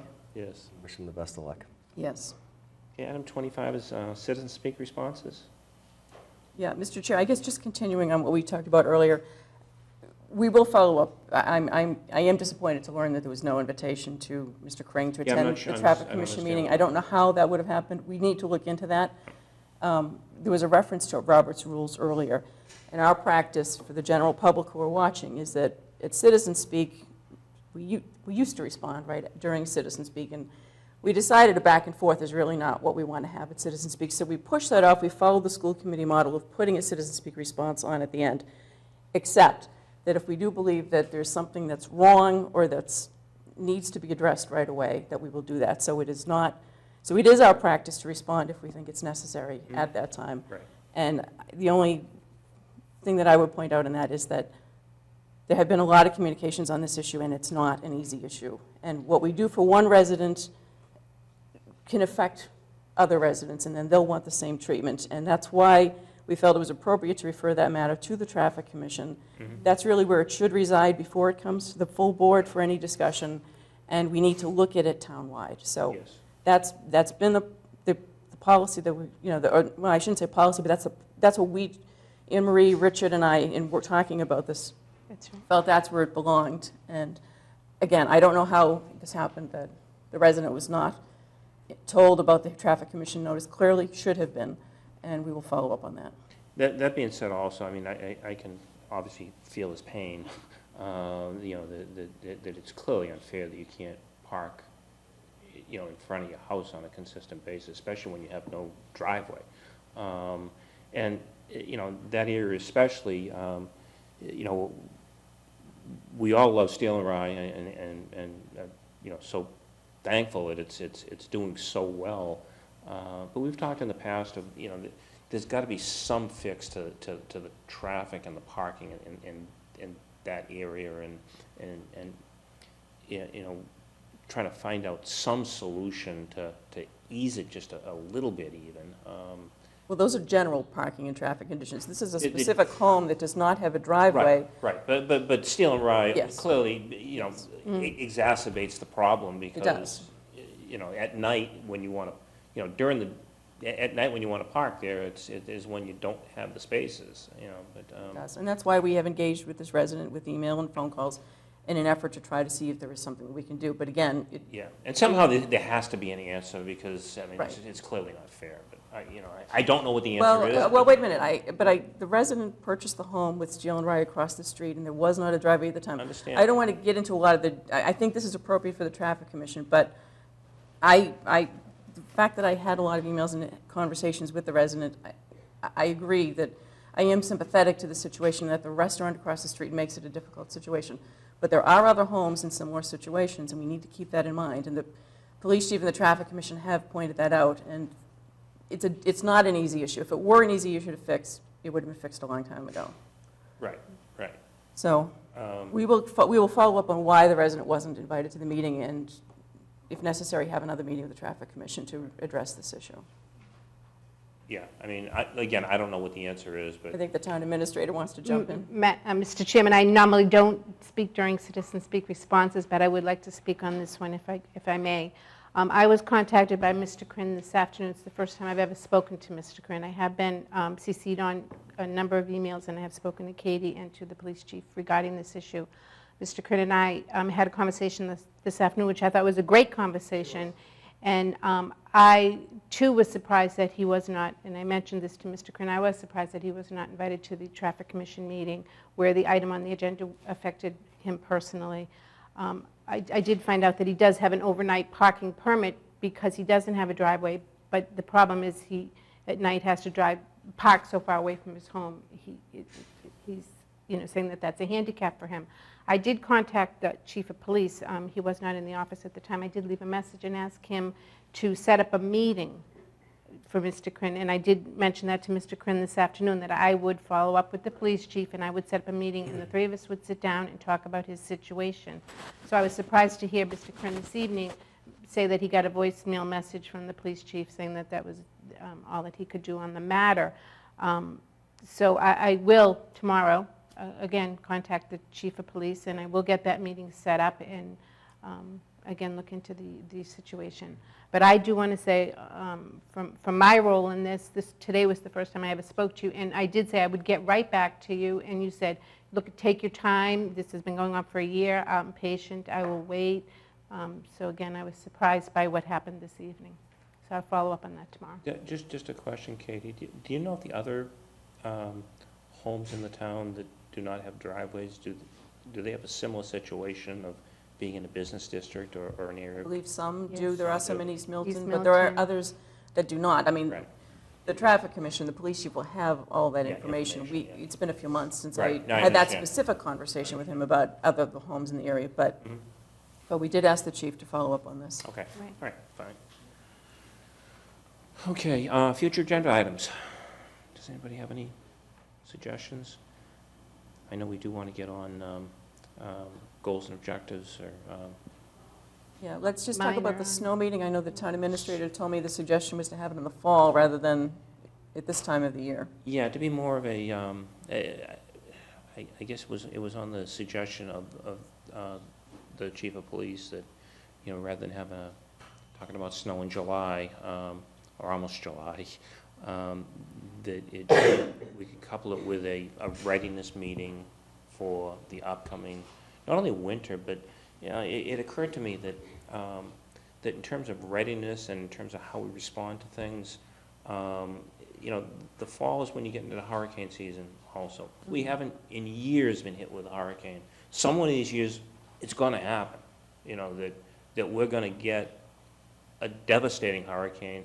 You're probably not even old enough to remember the last, or maybe you are, but, really devastating. Actually, just 4 or 5 years ago, we had a power outage in town, Believe a me, minor that- one. Those No, are minor. I hear you, but 1961, Donna was I hear a you, somewhat but- major. yes. 1955, 56 were very major hurricanes. correct, With but- with a lot of property damage. No, I agree, but we've had them with power outages, but they can happen in late summer, too. Right. So my initial preference was to continue with that meeting and have it at this time. Mhm.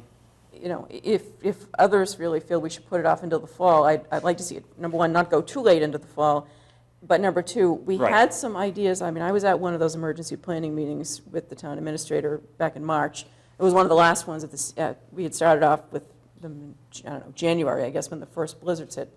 But we had some ideas that grew out of that about a DPW command center in the middle of a storm. So there are things that I'd like to see that grew out of that we were going to try to build on through a public hearing. But I'd like to at least get those on paper, have them circulated. Sure, that's fine. Let Yep. the people involved, not only this board, but department heads who are the local emergency planning committee, get them involved in reviewing it. And, maybe we work on that a little bit during the summer, and then we have the meetings in the fall where we talk not only about the snow, but about hurricanes and other something you things. can ramp up quickly if the need arises. Yes. Yeah. Mr. Chair, I'd also like to suggest that we create some sort of avenue for residents in the meantime, through maybe now, through when we have that meeting, some sort of an avenue for them to give an assessment, okay, based upon, what they feel their needs, what needs weren't met, or what they'd like to see, so we can collect as much data as possible. I think that Probably set something up on the website to Or what we could do. almost a needs assessment, and I think that by getting more information, because not everybody can make a meeting, on a particular night. I think the more information we get, the more we include our constituents, the better off we'll be. And I think that just by, it could be simply a page a form where they can download and send a response in to say that these were their concerns. It could be a buried fire hydrant. It could be a fire hydrant that was knocked over. And we could get a laundry list of everything, and that way we have everything in front of us before we even attend this meeting. That's fine. That's a great idea. We can put a form together and get it on the website. It's a great idea. Yeah, I agree with that. Anything else? Not at the moment, no. Okay. All right, that being said, I'm going to propose a motion to enter into executive session. Mr. Chairman, excuse me, I would respectfully suggest that we go into our Governor Stoughton Stoughton first. open session meeting first, and then Oh, that's right, I return forgot about to- that. I forgot about that, okay. Yes, yes, absolutely. Yeah, I kept thinking we were going to do that first. Okay, yeah, so we have in front of us, well, I guess we're going to adjourn the, Recess. recess the Selectmen's meeting and call to order a meeting of the Governor Stoughton Trust. So first order of business is the approval of a short due diligence extension request from Pulte Homes of New England. Mr. Chairman, before we vote on this motion, I just want to make a disclosure on the record.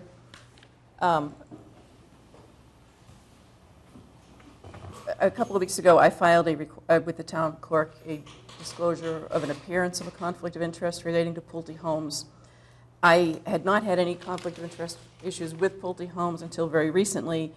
As you may know, my employer, which was Edwards Wildman Palmer LLP, merged with a Texas law firm, Locke Lord, a few months ago. And since that time, I've been running new conflict searches on all of the names of entities that are before us that I had previously run. I now had to run through Dallas. So Pulte Homes is a client, not the Pulte Homes of New England that's before us, but affiliates of that company are a client of my new, well, not really my new employer, but the merged firm in the Texas and Chicago offices. So I have filed, I'm in the process of getting a conflict waiver, which I'm told I will receive. And I have also filed with the town clerk a notice of a potential appearance of a conflict of interest, which, as we know, we can do and indicate that we still believe that while there may be an appearance, we can be fair in handling the matter. So I do not see a need to be recused on this. I did a year ago file a separate disclosure with the town clerk because I have an aunt and an uncle who live in the Quissett Brook neighborhood and who are abutters to the Pulte Homes property. So you could say I have potential appearances of a conflict on the side of the neighbors and on the side of Pulte Homes. But I have made one of those filings a long time ago and another one about a month ago. So I'm just putting that on the record. Okay. So that being said, we have a, it's a very short extension request period till July 2nd, 2015.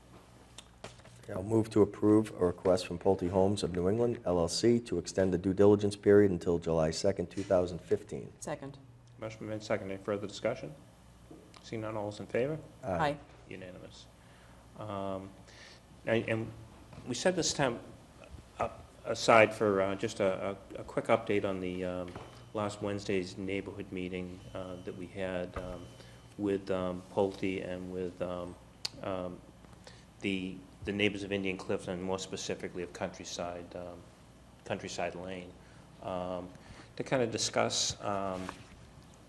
The original purpose of the meeting was to discuss the project itself and try and answer questions, but then more specifically, originally to try and discuss this problem with the 100-foot buffer.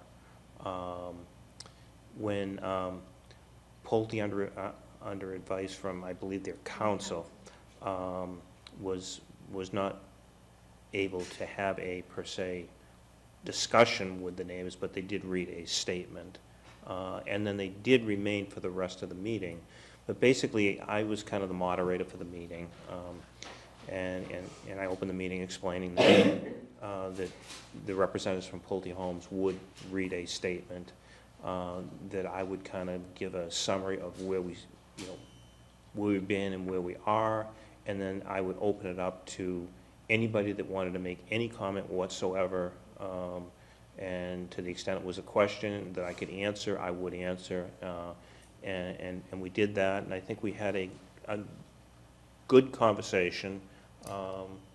It was, for the most part, I think it was, I don't think it was out of control at all. I think people were respectful as they spoke, and a lot of people had, a lot of concerns and things to say. So if you want to, Anne Marie, go over what some of those comments were, I don't think you have to go over all of them, because No. it was an hour meeting, I think, yeah. an hour and a half meeting of list, comments. No, I agree with what you said, Mr. Chairman. There were about, I would say, maybe 30 to 40 residents in the audience. Probably. I would think, in around there. And Mark Camo from Pulte Homes did read a short statement saying that he was there, not going to with the neighbors. He was going to negotiate with the trustees and over a contractual matter. And I agree, Pulte then did stay through the whole meeting. In addition to Mark Camo, there was Reed Blute from Pulte Homes that attended. And they did stay through the whole meeting and took notes, took some serious notes. I do think in the beginning when they read this statement, the neighbors were upset because they thought that they were there to kind of have Pulte and the neighborhood have a dialogue of their concerns on just what the 100-foot buffer was. And you explained that the role of the Governor Stoughton trustees is different than the role of the Board of Selectmen, that the trustees are there to manage the trust properly and to maximize the benefits to the beneficiaries, which are the poor of the town of Milton. You did explain why the project, because there was serious concern about why the project has taken over 4 years. And Mr. Chairman, you did explain that, we were 2 years in at the AG's office while they looked and reviewed the complaint and then finally assented to the complaint. We also then had the issue with the Native American issue, and so there were some reasons why these due diligence periods have been extended. You also spoke about you were a member of the board at the time of these Pulte negotiations, and you felt that it wasn't the trustees' intent that having a 100-foot buffer, which would make these homes not saleable, was what you felt was not what the trustees were negotiating. There were 10 people that did speak. Robert Sweeney was kind of the chairperson for the group, and he was quite agitated when he first sat down, but I think as you entertained dialogue back and forth with him, I think he got a little bit calmer, and he felt that he read a statement that he agreed with Mr. Webb Collins' assessment of what a 100-foot buffer was, and that was a buffer zone is to keep two neighborhoods separate. He was also upset that Pulte just read a statement and wasn't there to entertain a dialogue with them. He said that he was a former member of the Board of Selectmen and chair of the Governor Stoughton Committee, and he was one of the most knowledgeable persons on this issue, and that he said that it wasn't mentioned once, it wasn't mentioned twice, but it was mentioned 3 times that there would be a 100-foot buffer. And he said that neighbors came to try to compromise with Pulte and have their viewpoint heard and understood. And I won't go on with the rest of his. Then there was an Ed McNeil from 75 Countryside Lane. He was upset because the first he heard about the project was when there was noise in his backyard. And so he registered a complaint that, the neighbors deserved notification before the project was underway, that there would be noise disturbance when the test borings were done, and those big tractors, I don't know the name, the tractor that came in to do the test boring, and when trees were cut down. He was concerned that he felt that people felt that if the neighborhood made too much of an issue over this 100-foot buffer, that he was told that be careful what you wish for because you may end up with a 40B, and he felt that that was very threatening to the neighbors to have that statement be made. And we did respond to that. You did respond to that. You explained. He also wanted to know, why Copeland was the better bid and why the trustees didn't go with Copeland. You explained that reasoning why, and if Pulte doesn't work out, that we still cannot go with Copeland. We have to go back out to RFP, go back to the Attorney General's office, file another complaint, and so on and so forth, and that we could end up with a cluster development with no. Or you could wind up with a conventional subdivision. With subdivision with which no. You'd lose all your open space. Yep, all your open space, and there would be no. What's the buffer? There'd be no what's the term? There'd be no. What's setback? The term? Setback. Thank you. Well, you'd have your normal 30 30-foot rear But lot no, line setback. yeah, but no, yeah, no 100-foot. Right. Then there was a Martin D'Amato from 84 Countryside. He feels that the trustees are the selectmen, and he felt that what you were saying about there being two different roles, the trustees and the selectmen, was just an excuse, and the project had been tied up for 4 years, and the town hasn't been paid anything, and how does the town know this is the best use? And then Kathy Terrell of 169 Whittier Road addressed the board and was very complimentary, said that you, Tom, were the only person that she had spoken with about this project. She supported the Copeland project, but respected that the selectmen's decision was to go with Pulte. And she stated that she was one of the most individuals impacted by the project, and she was slow to be critical of it, but she felt that the agreements were made and the contracts should be sacrosanct. And she said that Milton is the 7th most stable place to own property, and she cautioned you, the trustees, to don't sacrifice for commercial gain. She also wanted to thank us, the town, for the excellent job we did during the snow this winter. So that was an aside. There was a Marianne Alberino from 41 Quisset Brook. She stated that she was not a direct abutter, but she did want the town to do its best to respect the wetlands and the wetland buffer. John Hajar from 89 Countryside Lane. He feels the town council had made a mistake on not defining what the 100-foot buffer meant, and he never heard of any real estate project going on for as long as this project without the town getting some benefit. Governor Stoughton's will was clear, and we could have gone with the $2 million and had a rebuilt animal shelter and houses that are on the property that are in terrible disrepair repaired. And he feels Pulte was a bad decision, and the trustees should pull back. Then John Friedman from 157 Whittier Road. Mr. Friedman stated that he was an attorney who has litigated real estate deals for over 30 years. His biggest concern is that Pulte is trying to come in to a tight community and not giving them the respect, the neighbors the respect that they deserve by trying to work with them and come up with a compromise plan and find out what the neighbors could live with. He feels that when the parties dig in, the process can be long and drawn out and end up in litigation for years. And he feels that strongly suggests that Pulte work with the neighborhood. Then there was Michael Kelly from 32 Whittier Road. Mr. Kelly suggested that the wetland, there could be a possibility where some wetland replication could happen and would be able to then shift some of the homes, and then the 100-foot buffer could be retained.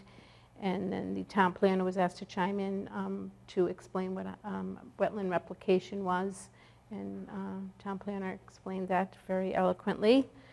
Frank Mulligan from 120 Governor Stoughton Lane asked when the town was going to, what the town was going to do with the 4 remaining acres, and he asked if the access to the site was off on Quiddy Road. And then Raj Paycheck from 87 Countryside Lane, he asked Mr. Camo, is there anything you can tell us? Is there anything you can say? And Mr. Camo just had no comment. He did say a little bit about a few things, He- but not Nothing of any great, yeah, he said that, I think I have them in my handwritten notes, but I didn't write them in my typewritten notes. Then there was Kathleen Sullivan from 60 Saddle Ridge Road, and she asked that the trustees make sure that they think about the impact this project has on other projects around the town. And again, you tried to explain to her that this project is looked at through the trustees' role and not the Board of Selectmen role. And then the meeting ended at about 7:45 p.m. Yeah. That's basically what happened, in a nutshell. Thank you for that update. As long as we're in, Governor Stoughton, do you want to go into executive session, Governor Stoughton, and then? Yes. Okay. All right, so I will propose a motion to enter into executive session to consider the purchase, exchange, lease, or value of real property, town farmland. Something missing here. That is such discussion. Believing that having such a Believing statement. that such discussion may have a detrimental effect on the negotiating position of the body, and to return to open session for purposes of continuing the Board of Selectmen meeting. Adjourn the Governor Stoughton, continue the Board of Selectmen meeting for purposes of entering into executive session, the Board of Selectmen. Second. Very good. Okay. Ms. Conlon? Yes. Mr. Burns? Yes. Okay, we are in executive session.